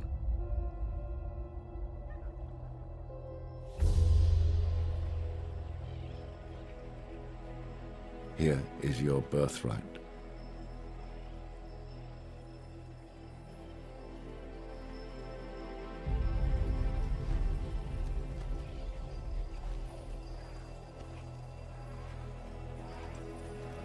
For a wide-eyed princess, this is a land of endless opportunity.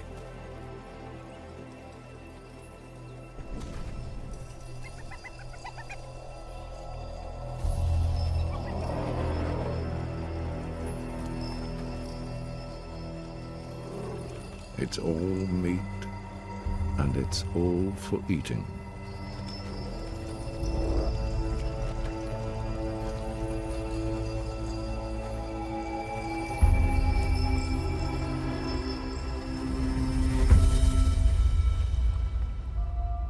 This will all be yours, princess.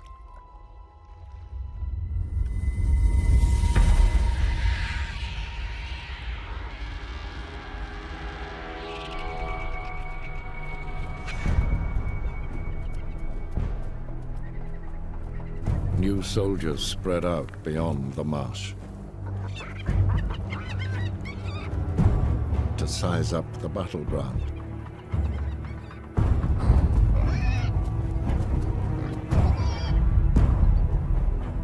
The Sisterhood's resolute queen pursues a special mission.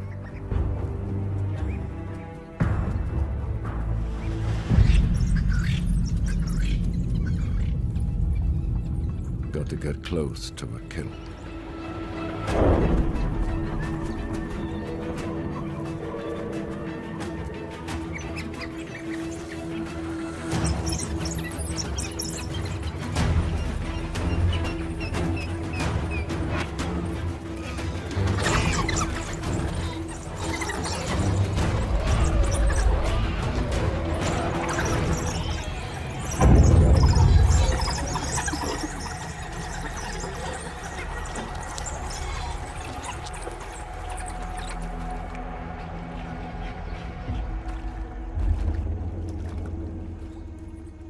Take it step by step.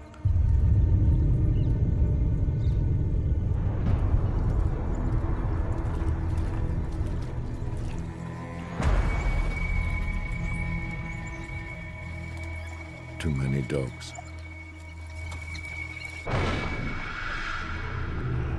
Safer in the water.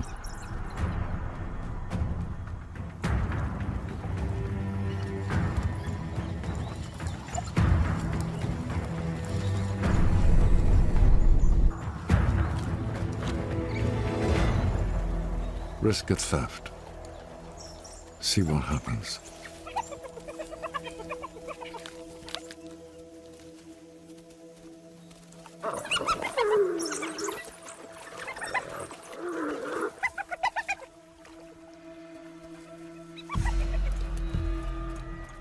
Just a little bone, but a big victory. Zalika can steal from the dogs. Now it's all about how much.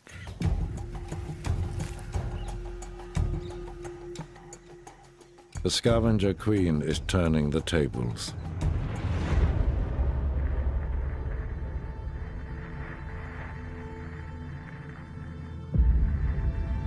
But power is greedy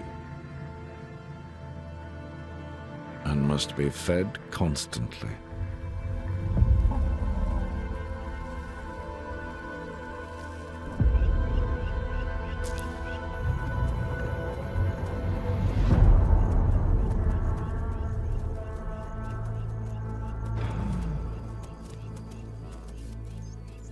The clan is growing fast,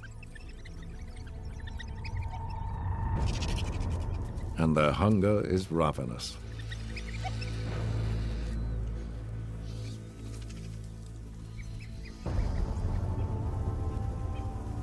More demands more. Only one place left to exploit: the north.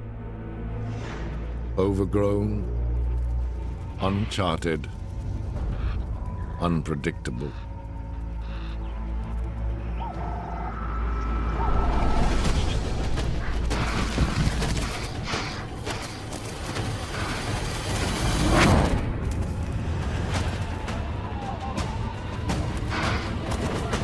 Death is coming.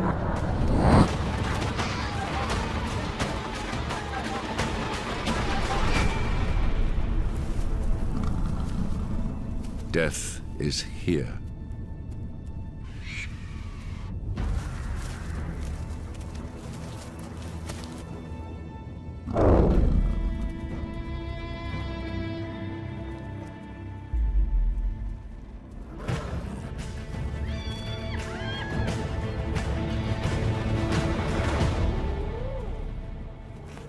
Nowhere to hide?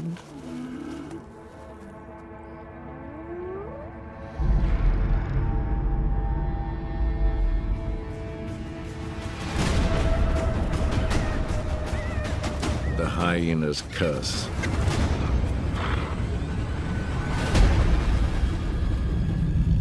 Is back.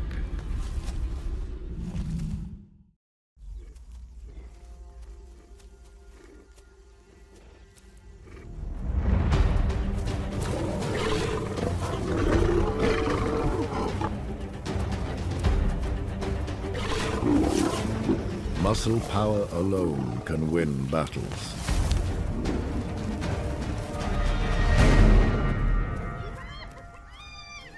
But to win the long game demands brains.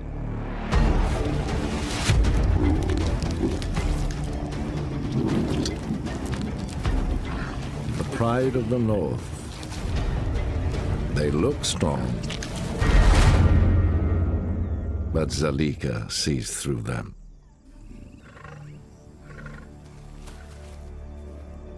Why does the leopard not run?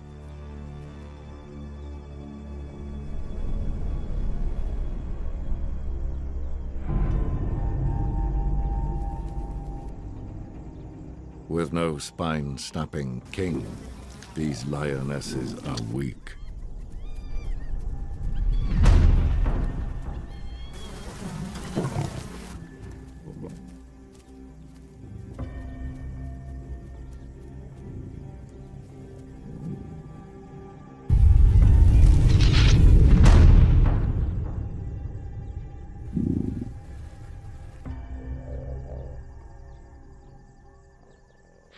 A plan is forming.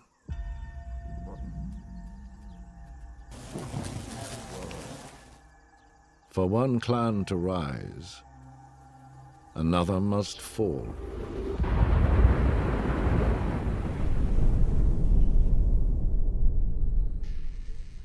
If Zalika can defeat the lions of the north, she can feed her army.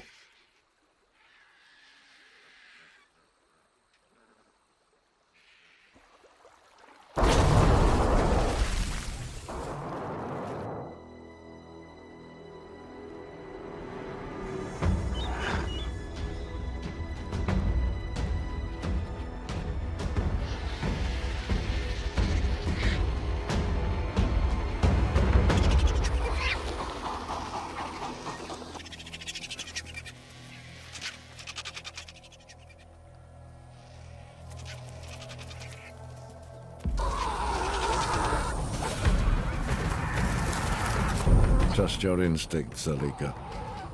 Strike now.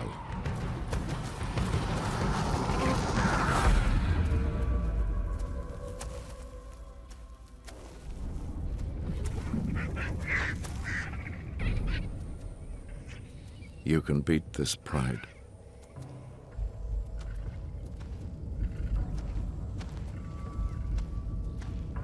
They're alone.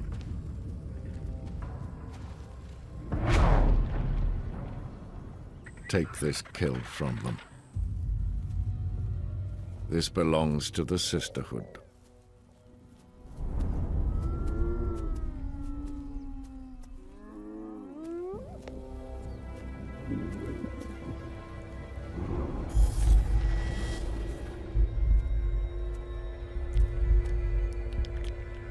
No one wants to spill blood. The lions lose their nerve.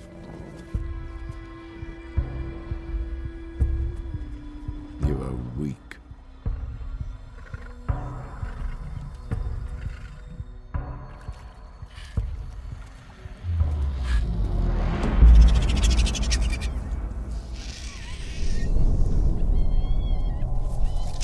Advantage, Zalika.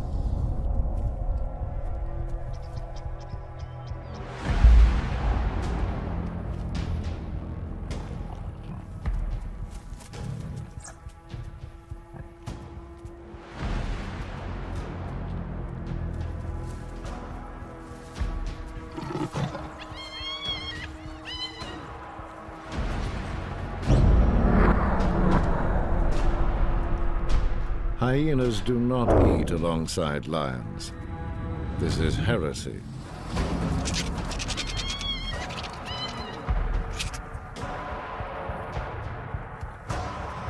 But the deed is done.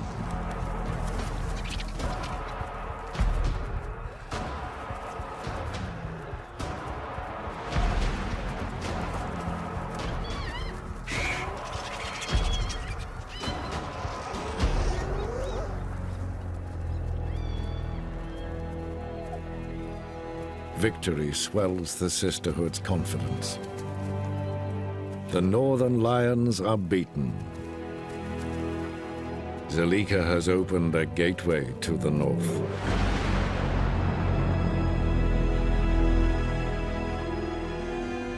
The change of season will bring new riches to them.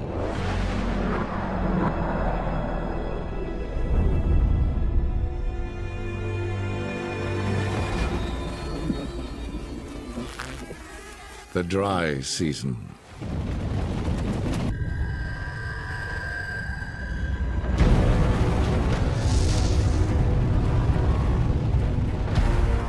When the water is all gone.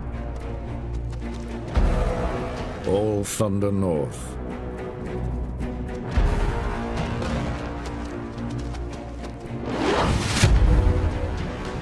Meat follows the water.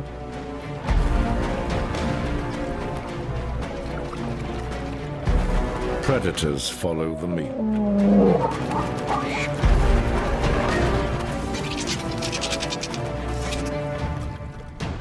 Battle lines are redrawn.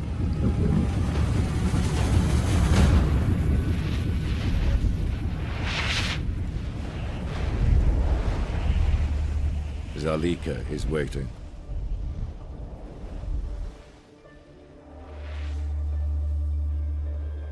there will be blood.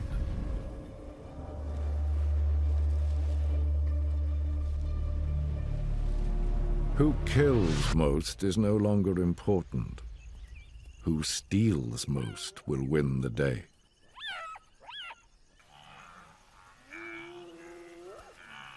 And theft is Zalika's special power.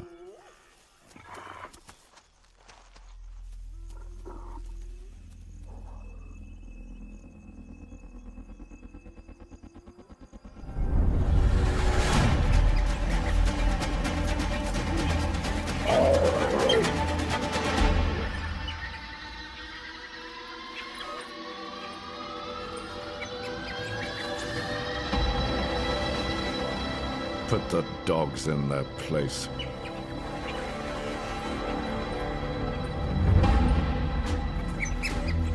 This is ours.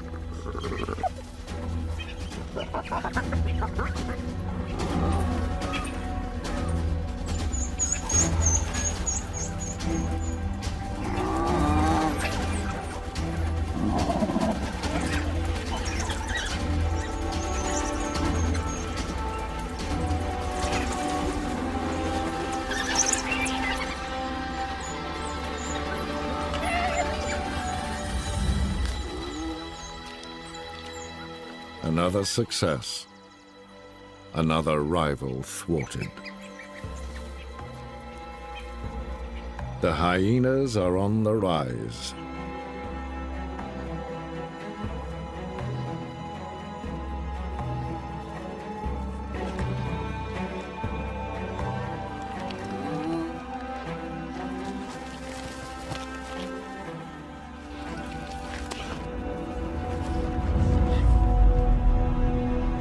The north belongs to Zalika and her sisterhood.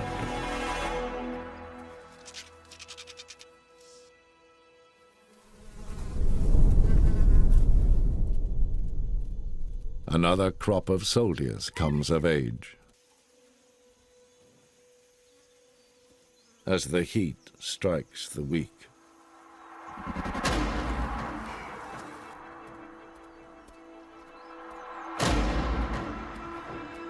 Zalika's lucky break. Perfect timing.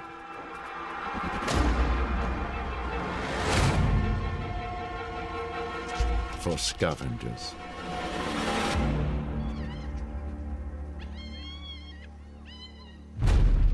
The day of the hyena has dawned.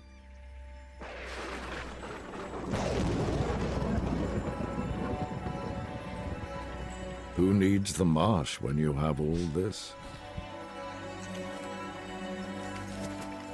And all the casualties that come with drought.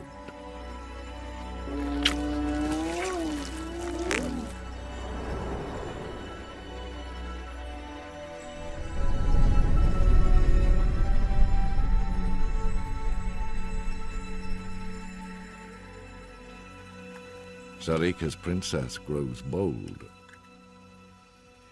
feeding off a kingdom in crisis. With each carcass the clan claims, her confidence rises. But when everyone is desperate, watch your back.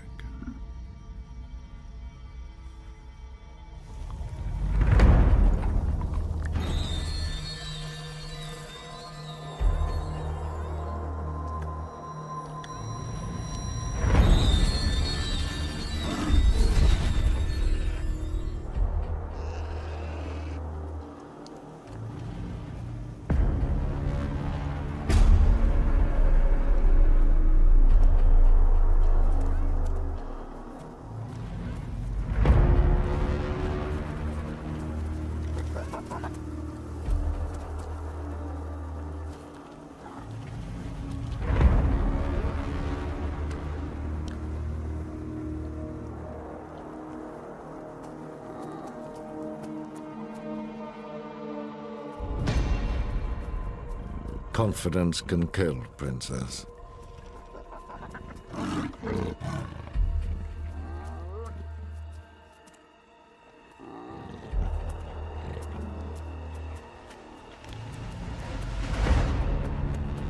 just walk away.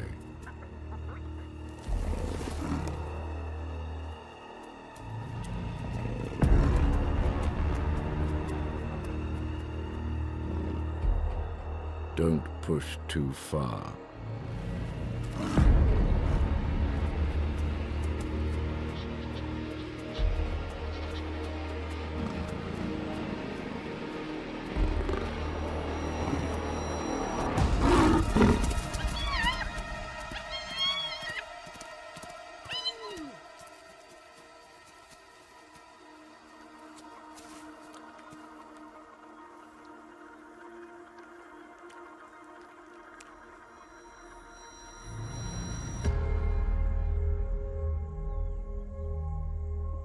Only fight battles you can win.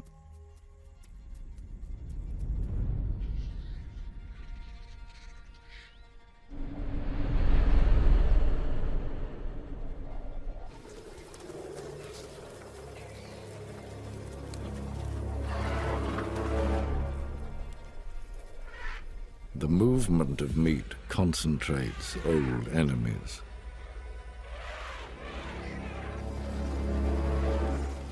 The smell of death lures the sisterhood closer to the marsh.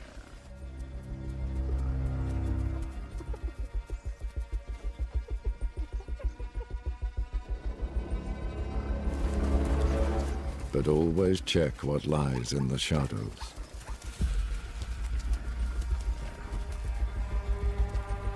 The marsh pride.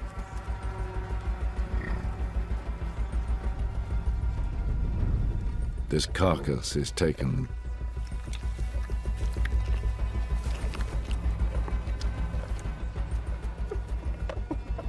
Careful, Zalika.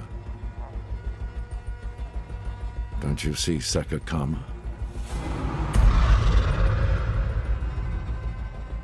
He's watching.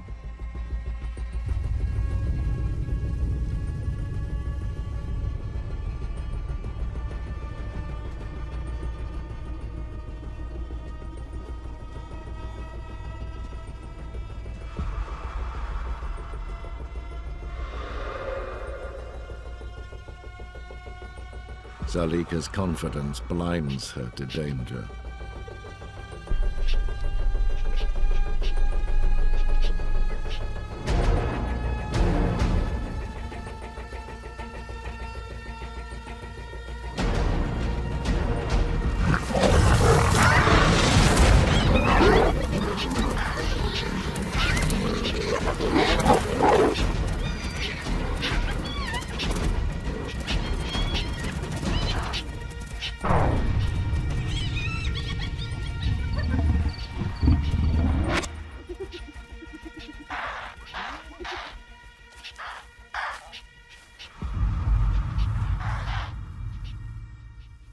Wherever Sekakama goes, death stalks behind.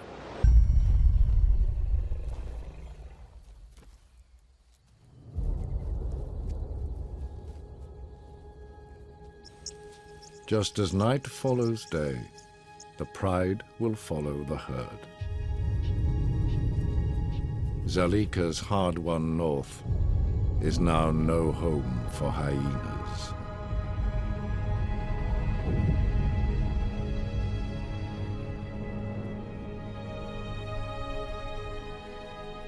The sisterhood has no choice. They must retreat.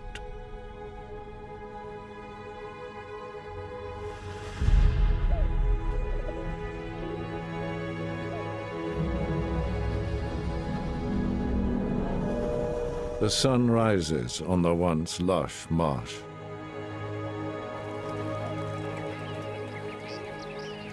Now Zalika's only refuge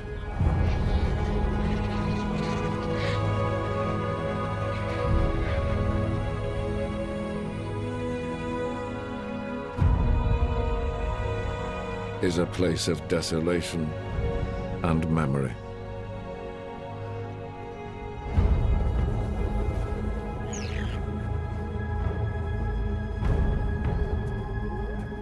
But the sweet stench of suffering brings the hyenas hope. Their only chance is a choked waterhole guarded by giants.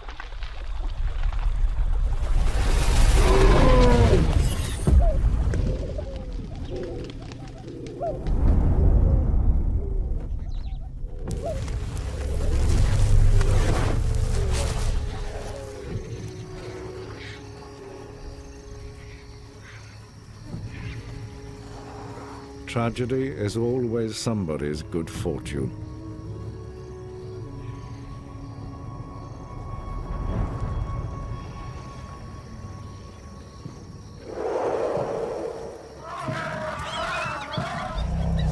Scavengers are never welcome at funerals. The sisterhood needs this meat, Zalika. There is nothing else.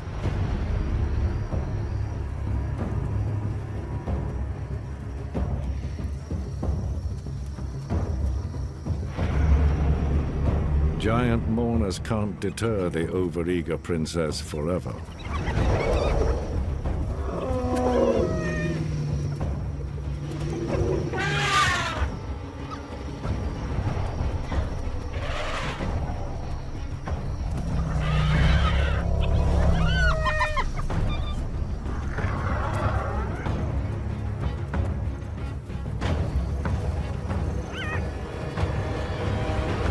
Feed while you can, princess. Savor the lull before the storm.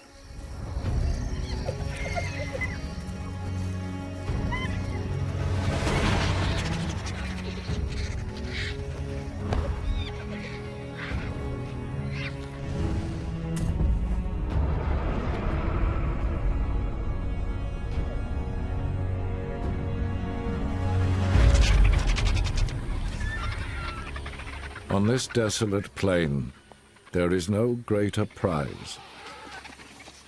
And with the guardians gone, rivals will surely come.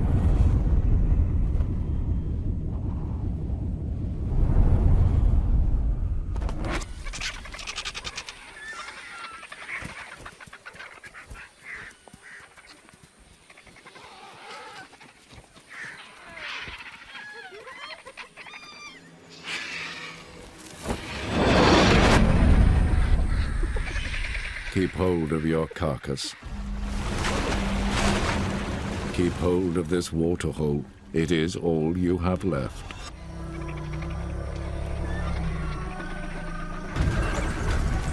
And so it begins. Hunting dogs.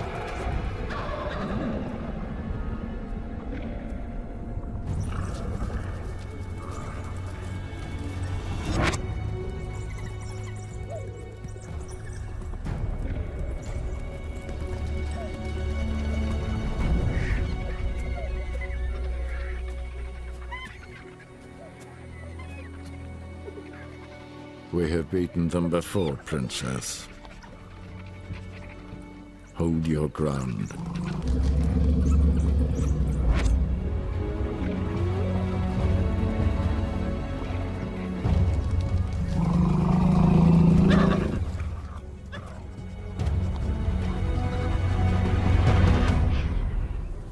But this time the pack doesn't back down. Something is different. Something's not right. The reckless princess is playing with fire.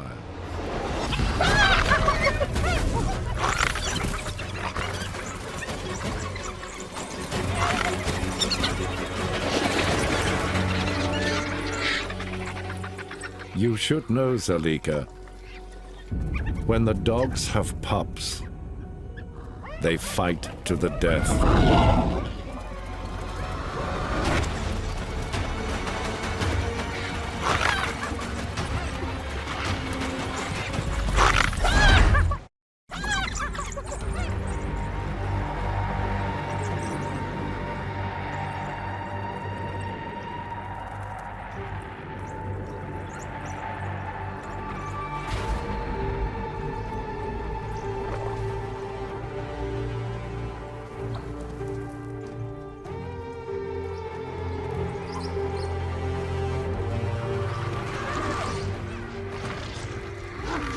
Zalika knows when to stay and fight.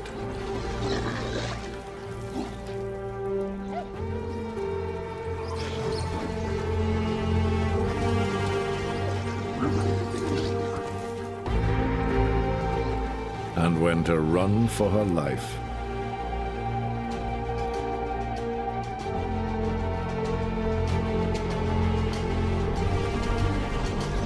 The defiant princess does not.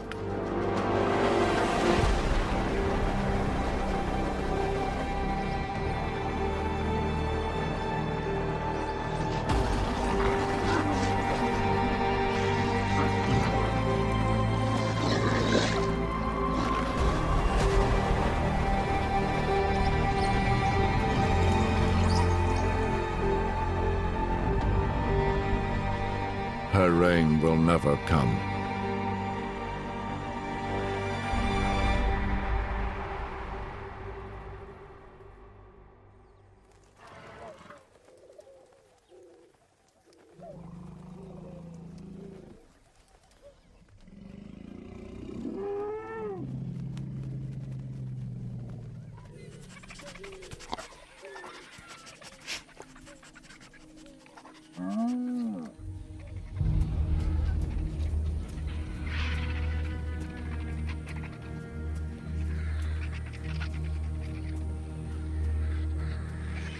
Your clan in exile? Your daughter dead?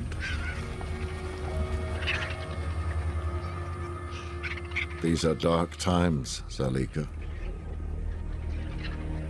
There is nothing left for your clan here.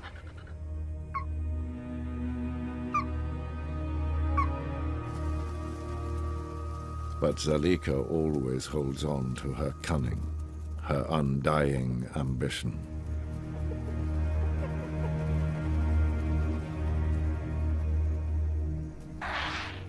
True queens are made on the heels of failure.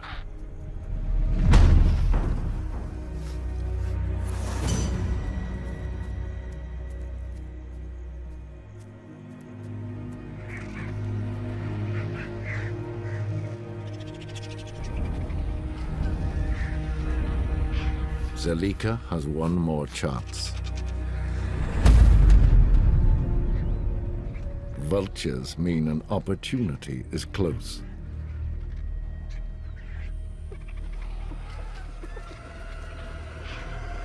But they are in her way again. The Marsh Pride, of course. Only this time, no king.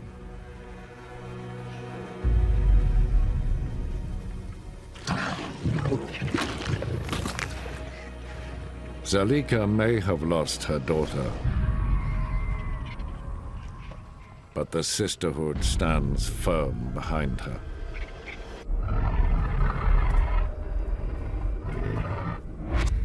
We can take them.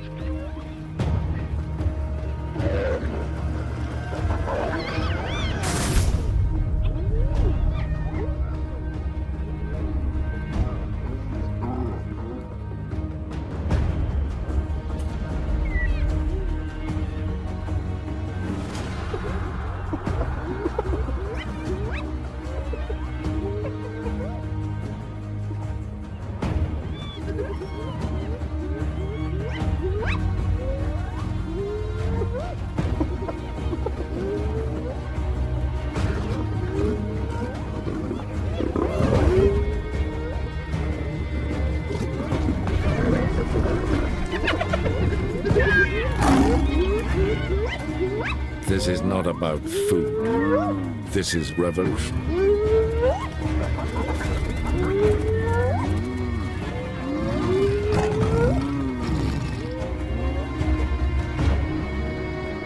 Tear them apart.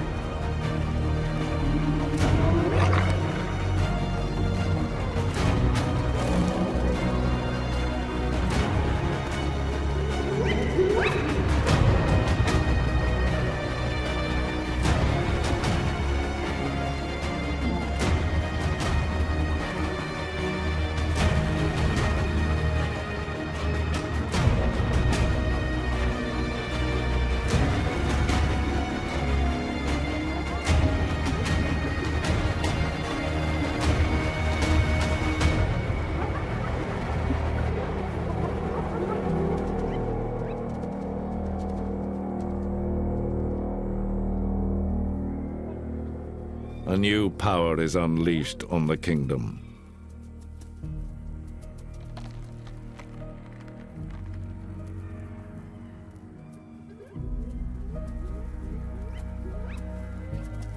These are the moments of legend.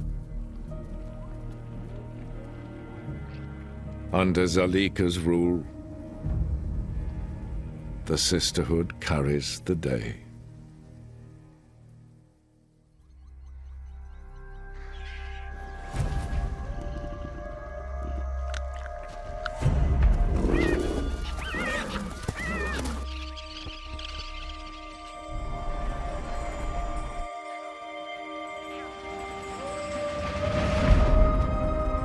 I am life. I am death.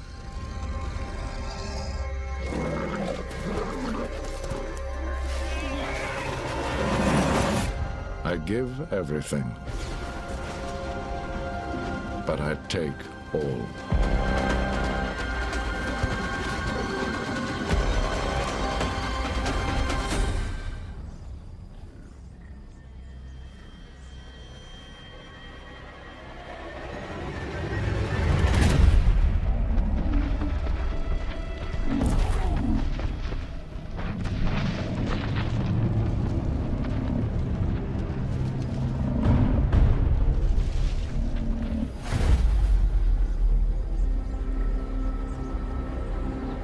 Satao knows the dangers of buffalo.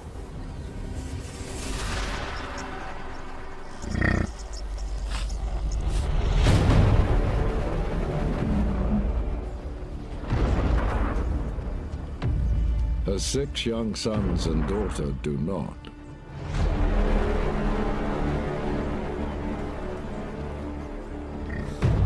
But this is the moment they have been training for.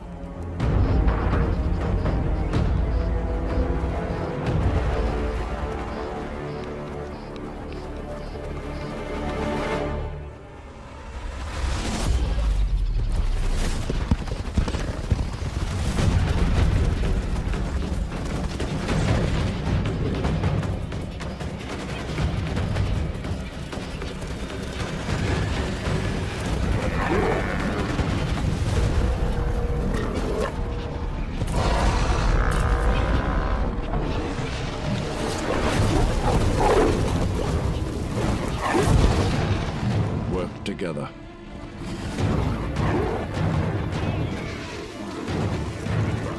Take this beast down.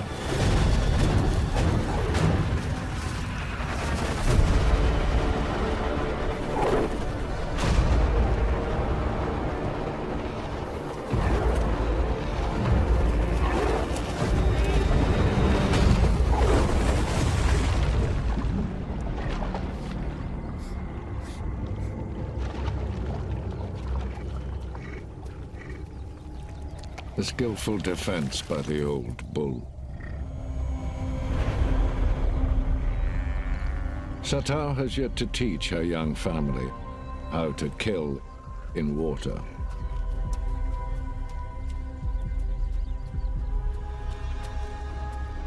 They will learn. Or they will starve.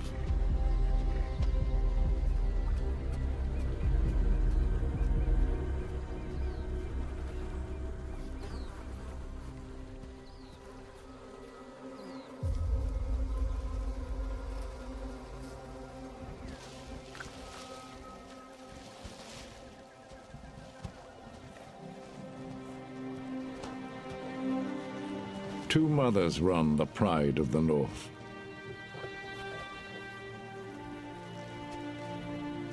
Satao is our noble leader.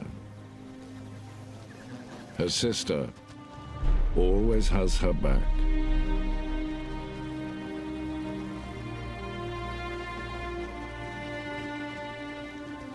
They share an unbreakable bond.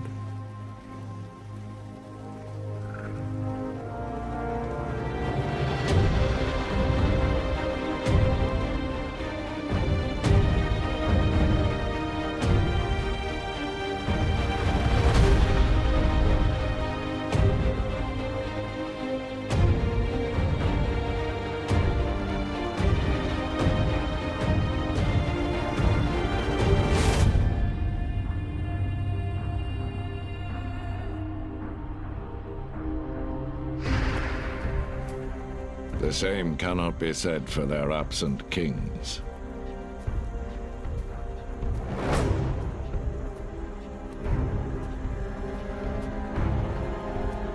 Sekakama and his brother deserted Satao's family long ago. Drawn away from their northern home by the great marsh in the south. Seduced by the abundance of prey it holds.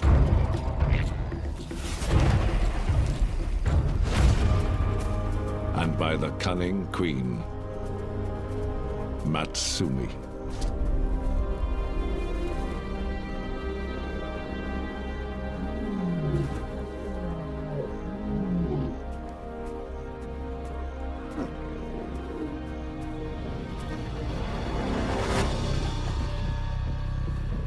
Satao's nemesis now builds an army with her new lord.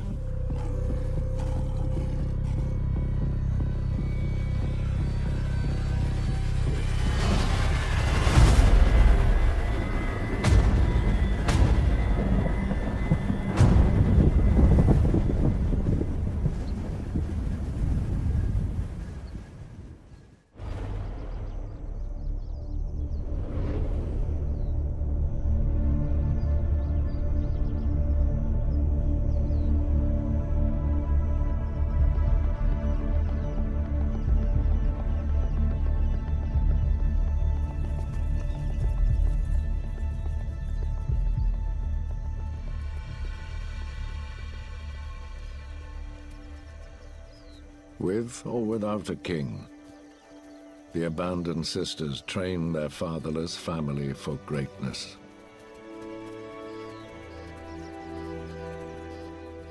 In time, they could become a formidable pride.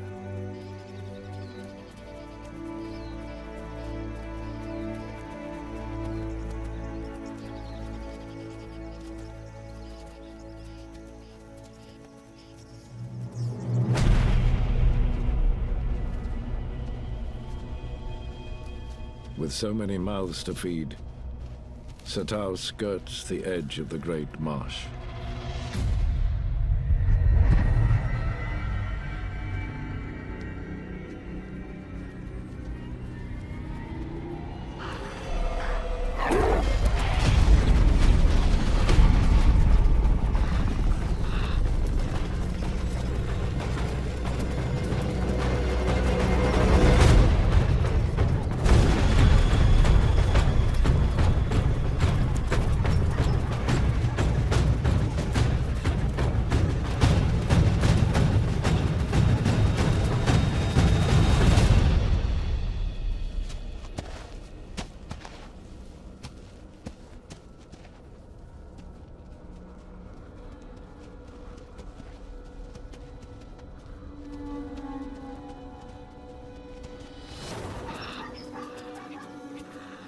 This is a dangerous place to trespass, Satao. The great marsh belongs to Matsumi.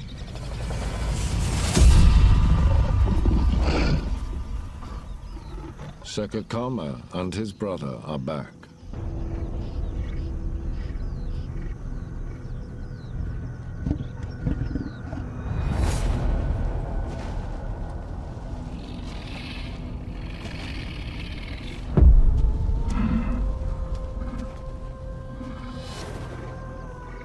Who is he here for?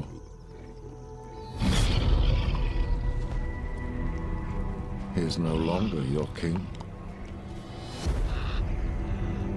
No longer a father to your sons.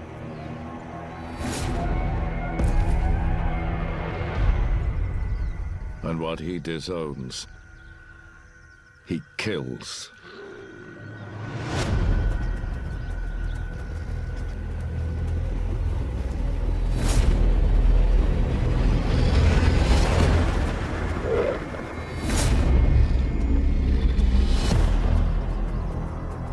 Satao tries to distract her old king. She's playing with fire to save her sons.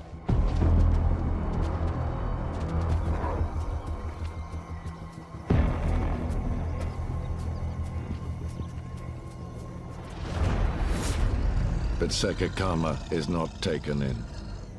Any males are a threat to his throne.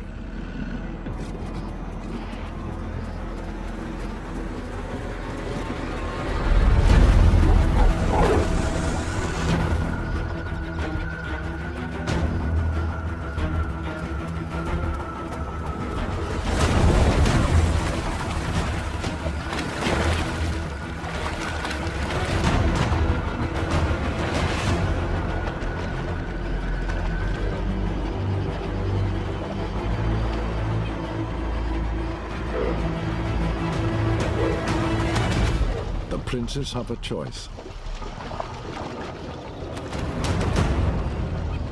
Exile or execution. At the jaws of their brutal father.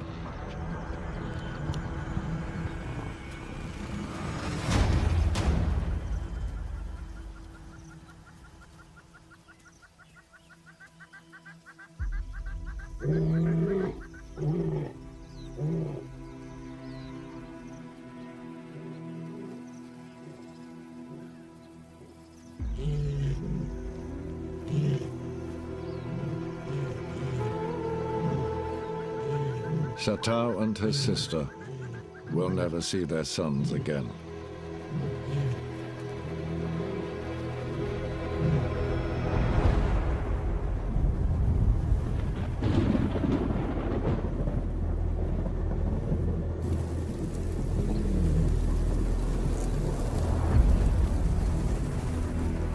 Bloodlines run deep.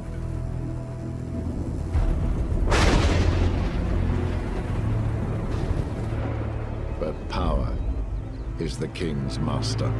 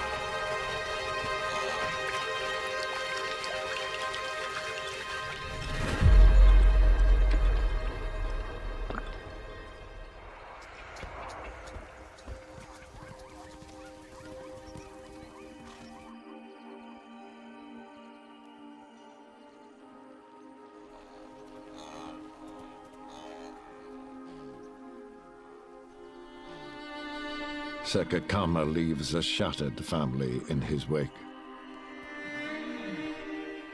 Satao needed her sons to build her pride.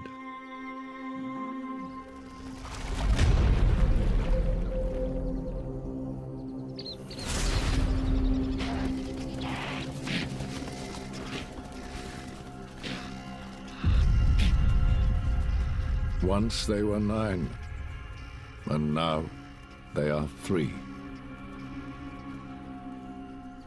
They wander alone in a dangerous place where numbers matter.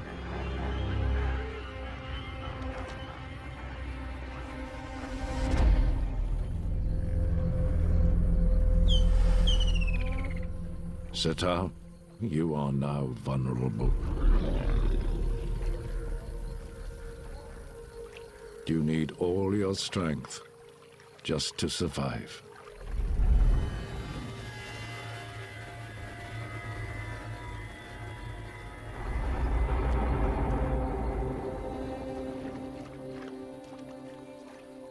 Your last remaining cub is unaware of the dangers.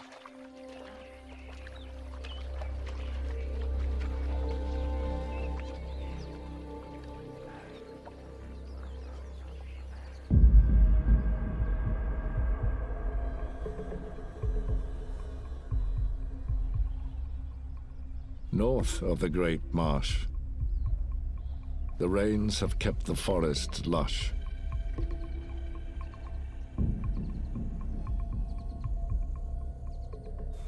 Between the hills and along the river channel, there are still good places to hide and regroup.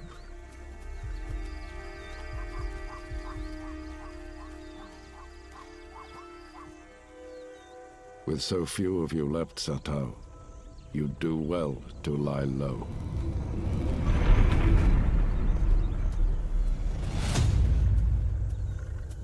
Hard times lie ahead.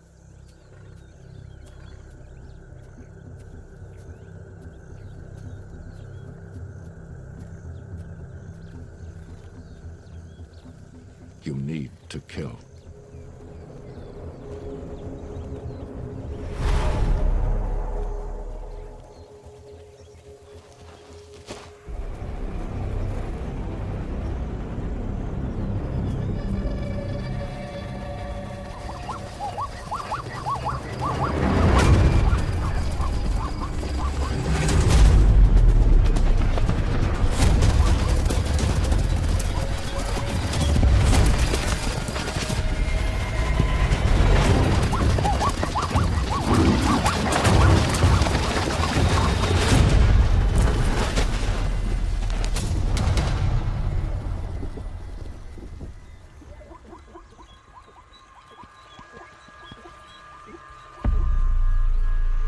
With fewer claws and jaws, it is more miss than hit.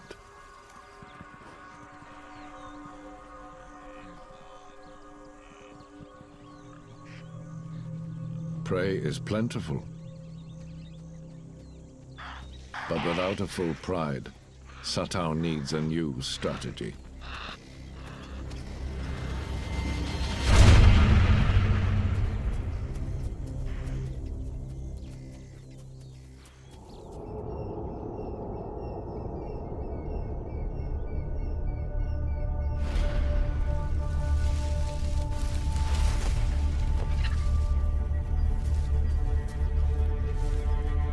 The smell of death lingers around Leopard Rock.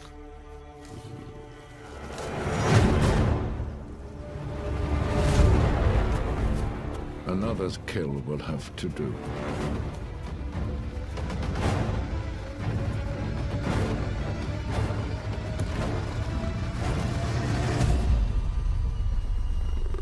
Nothing is beyond your dignity now.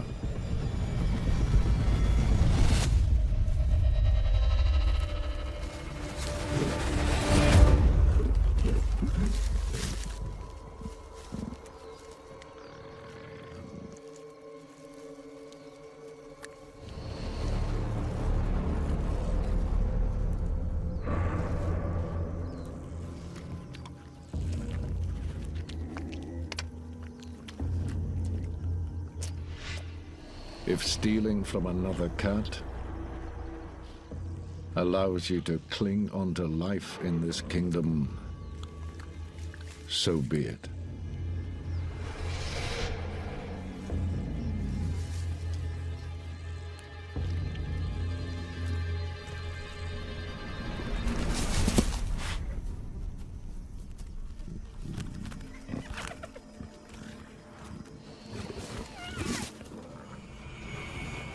Everyone knows.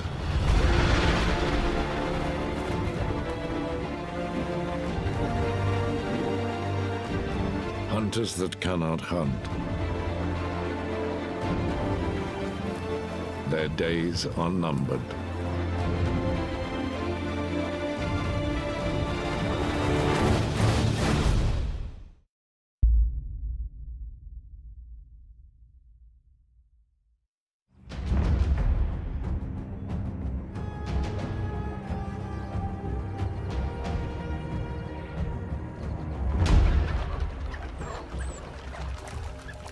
A marauding pack of 20 wild dogs invade Satao's river. Their strategy? To drive and corner their victims against the banks.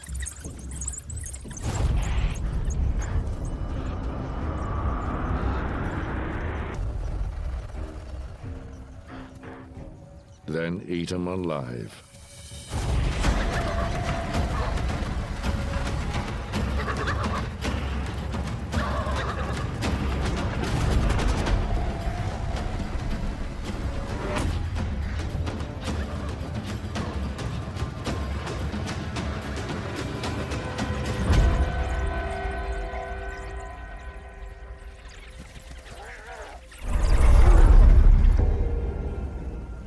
Another opportunity for an ever-hungry Satao to pull rank.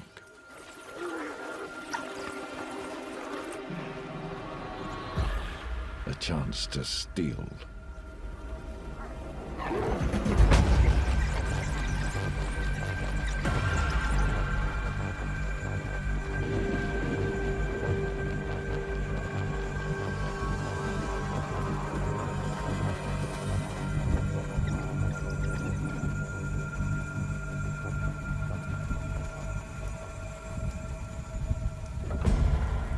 Satao knows that lions always trump dogs, regardless of numbers.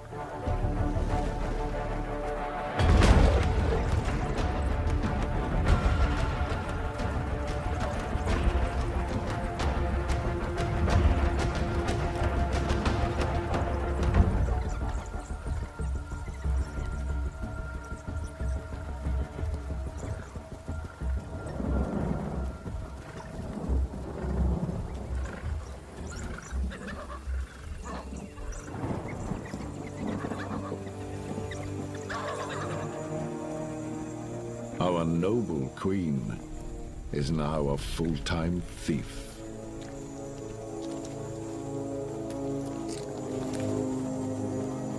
Living on leftovers from one day to the next.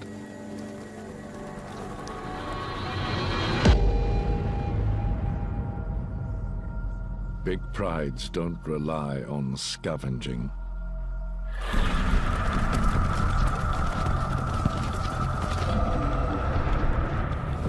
Matsumi certainly does not.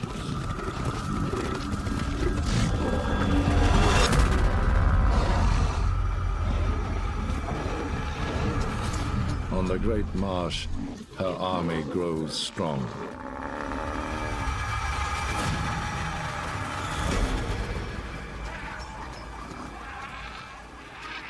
Soon, they'll be ready for war.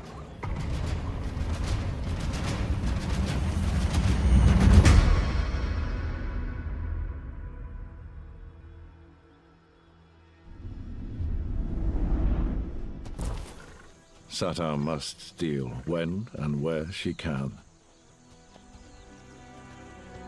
Starvation is only a meal away. A new enemy breaches the north. Something wicked this way comes.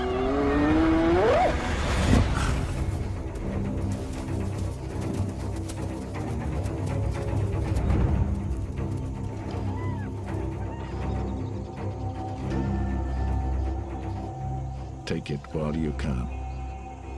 You never know when you'll get the chance again.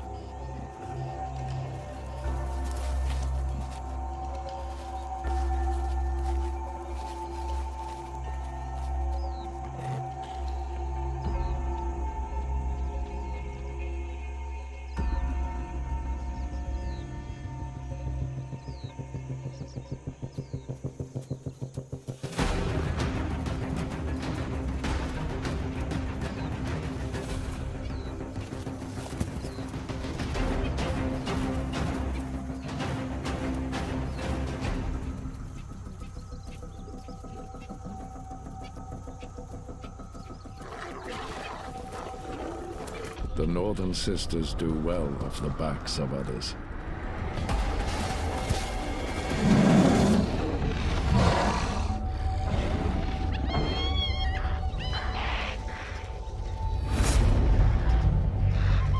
But how long can it last?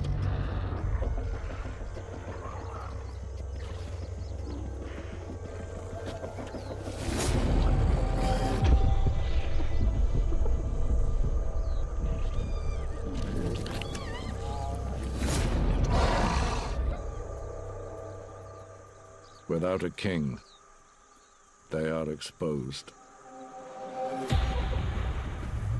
Hyenas smell weakness. They lose their fear and push closer than ever before.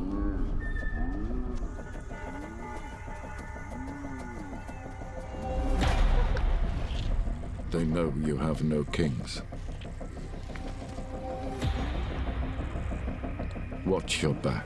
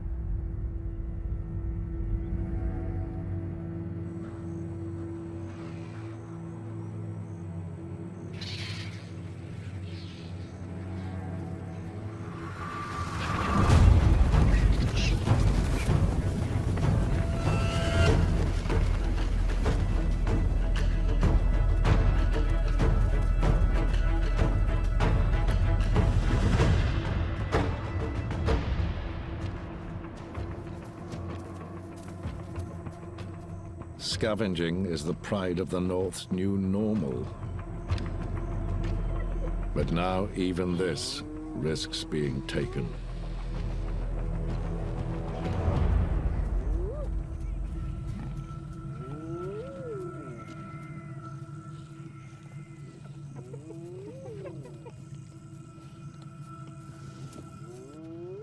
Her tormentors are already here.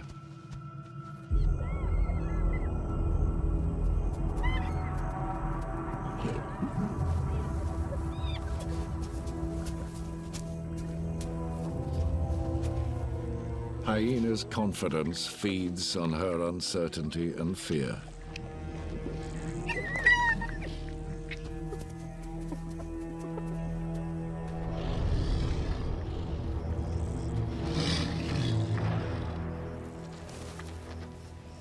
Satao now sits at her enemy's table.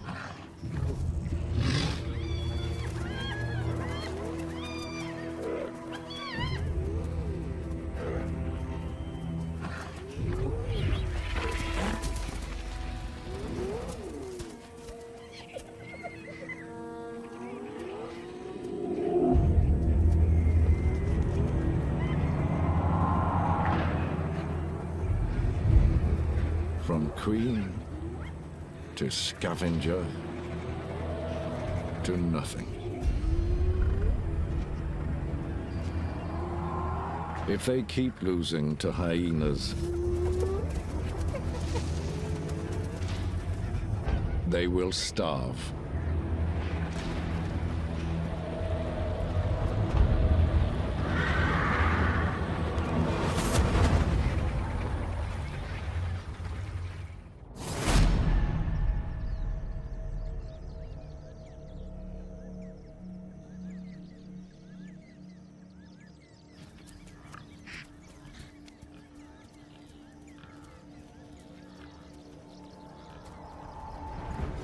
The great marsh dries.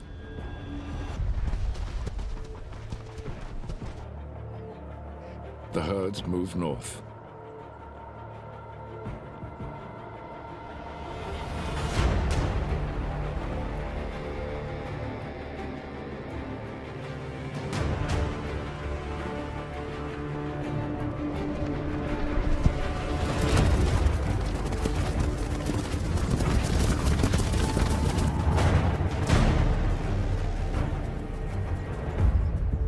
In their dusty tracks, Matsumi's army follows.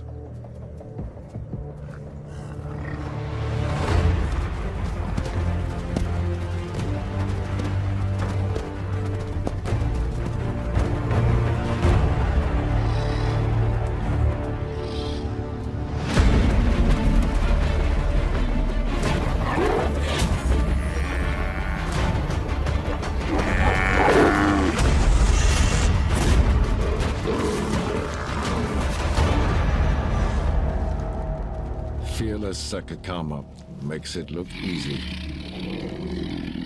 killing and gorging along the way.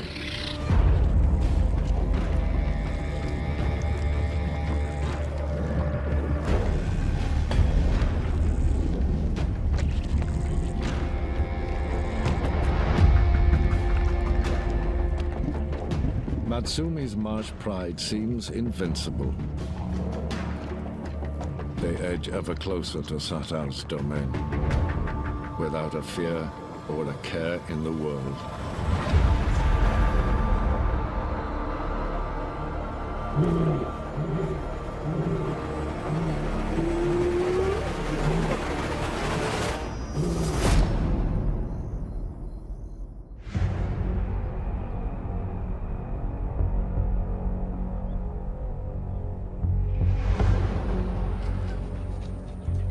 The savage kingdom grants nobody any favors.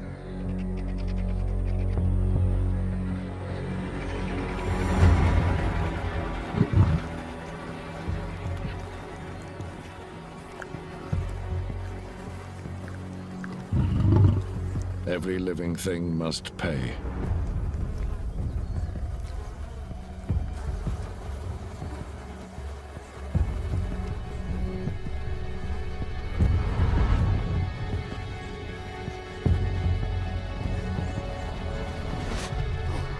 The herds flooding north offer Satao one last chance.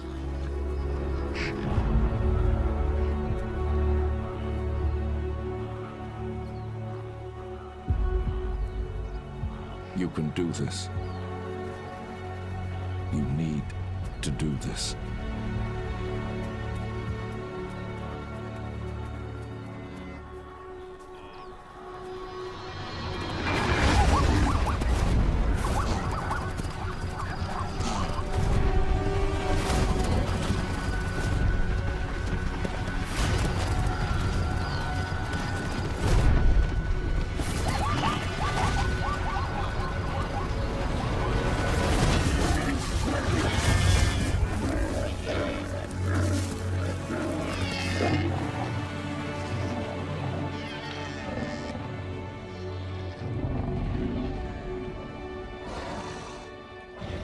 Finally, a moment of relief.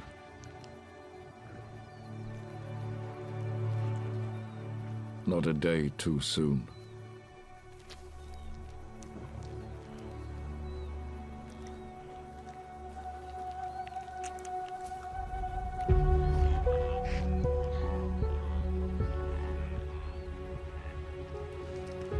While there's food, there's hope.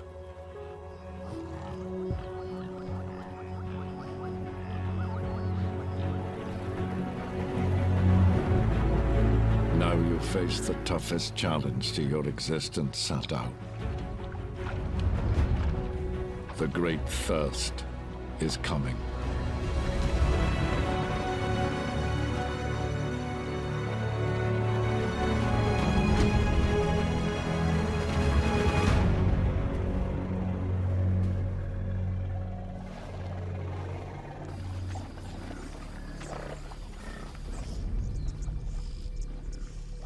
Water is disappearing.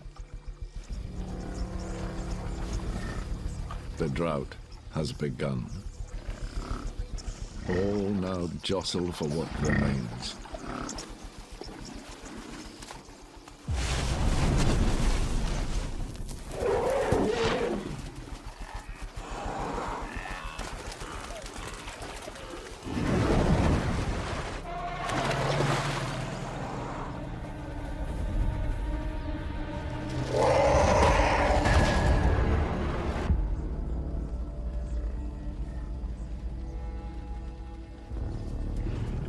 Shatau's place of hiding is crowded,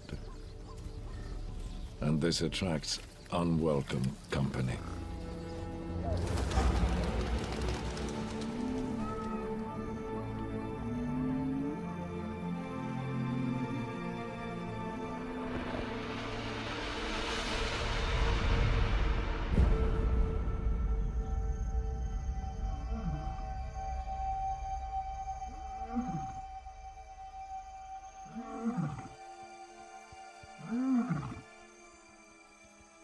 Nomads drift in from the dry margins.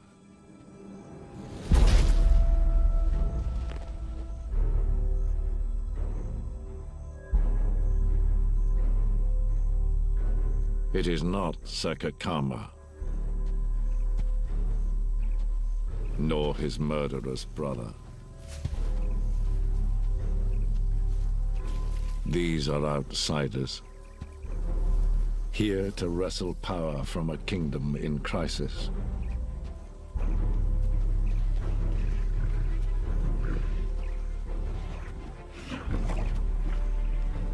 And what aspiring kings want most are queens.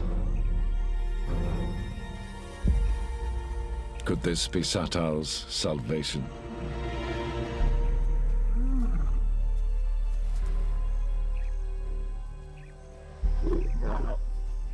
They could protect you. With them, you could build a pride again.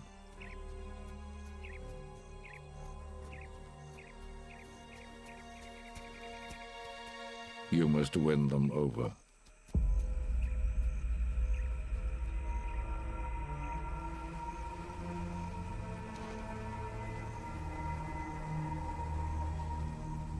Lion courtship is a dangerous business.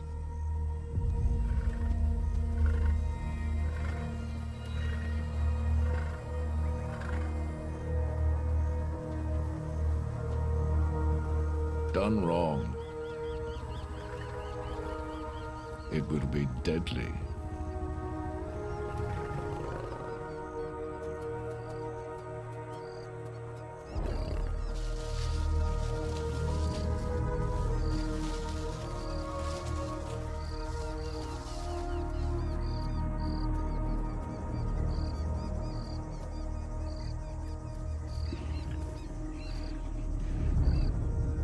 Never trust nomads.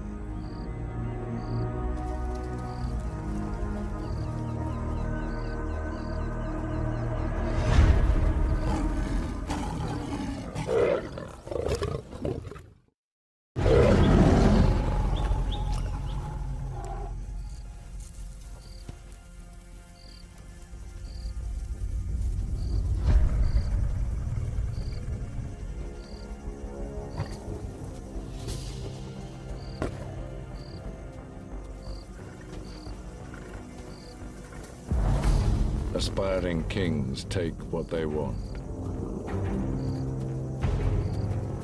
But just as this is not Sakakama or his brother,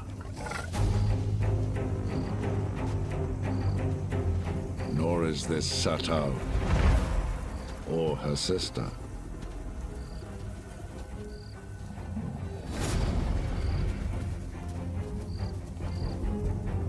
It's Shatau's nemesis, Matsumi.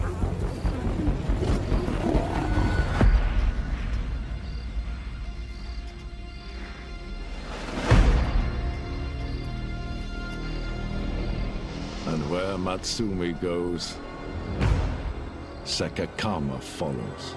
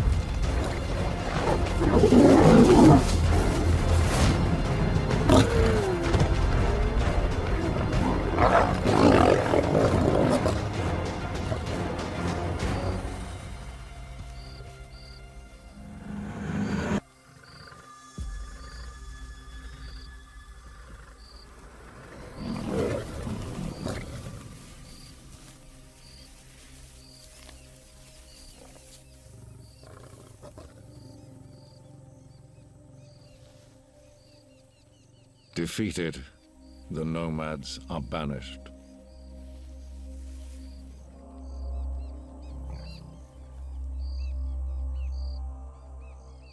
Nobody steals from the king.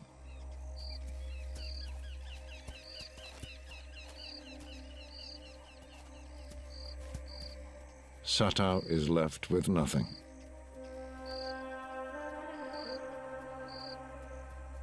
No king, no home.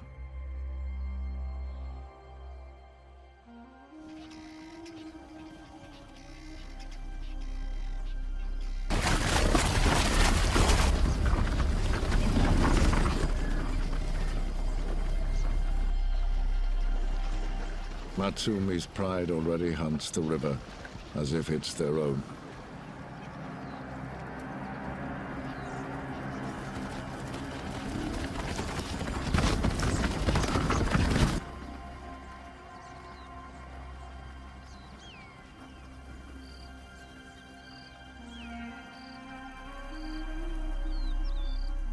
Sata must flee.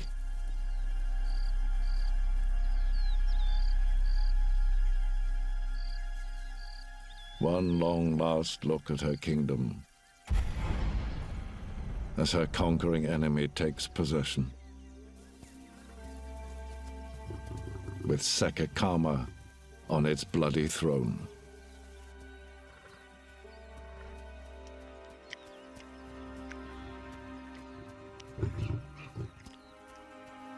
You have lost everything.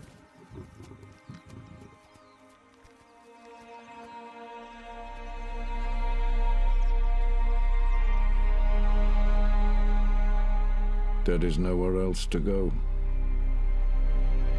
The Badlands are your only choice.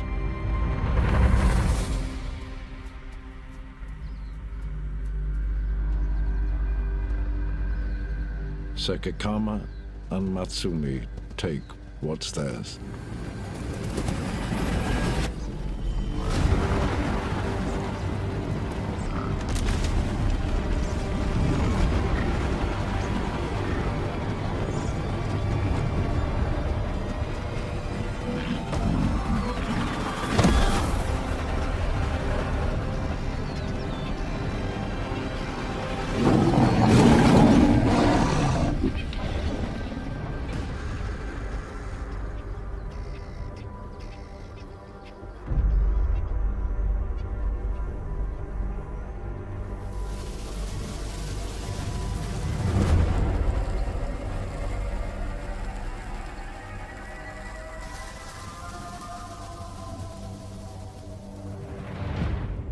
Satao's cursed pride is now homeless and wanders a harsh and barren wasteland.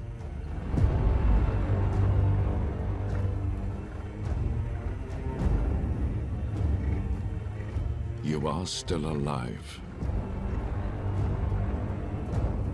Trust your instincts.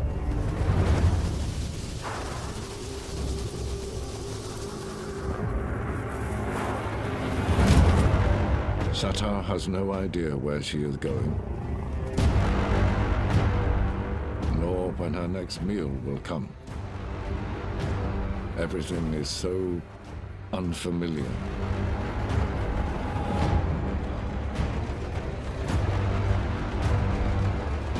Frightening. Hostile.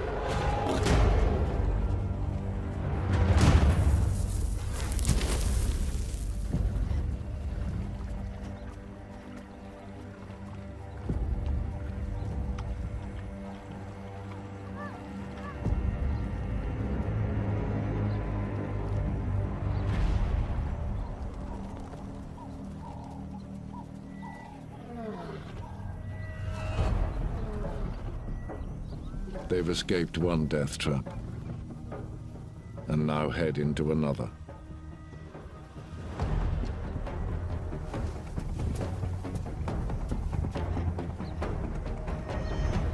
It's the exiled nomads. Bruised and belligerent.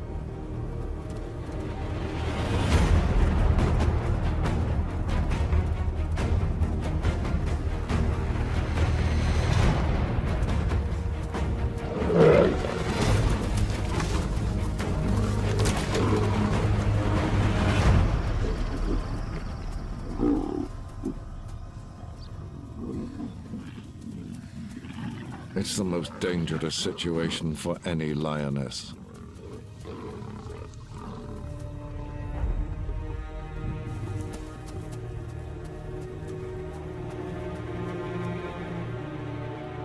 If you surrender, you may just stay alive.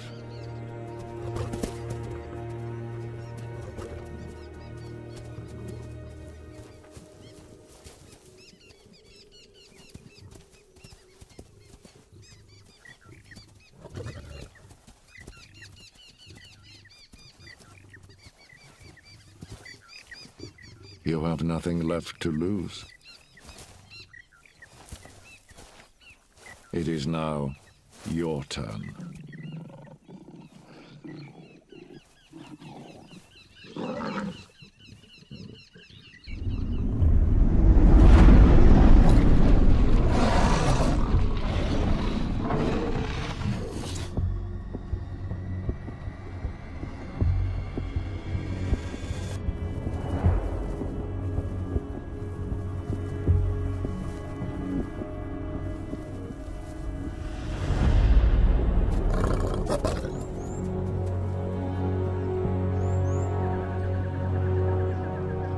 Cheetah will make kings of these nomads.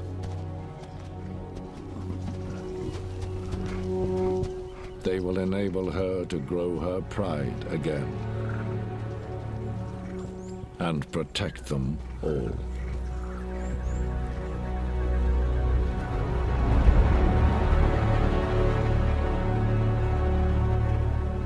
A royal alliance to secure the pride of the North's future.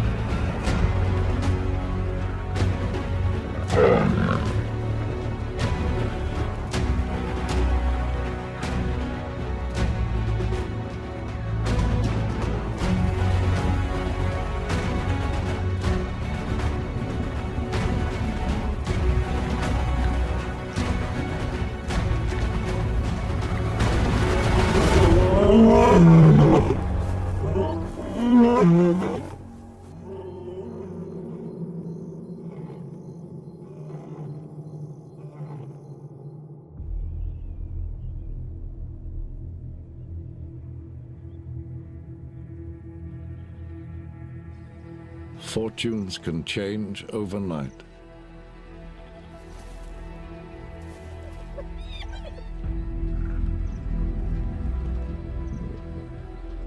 A king's protection is everything.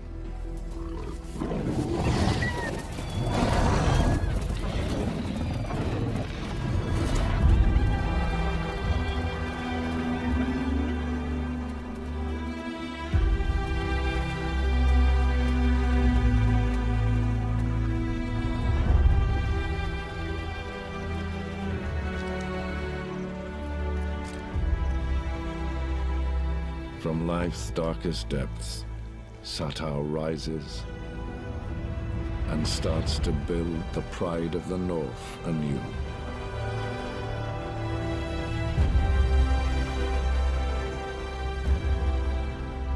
One day soon, Cheetah will grow her pride strong enough to go and retake her place as a rightful queen of the savage kingdom.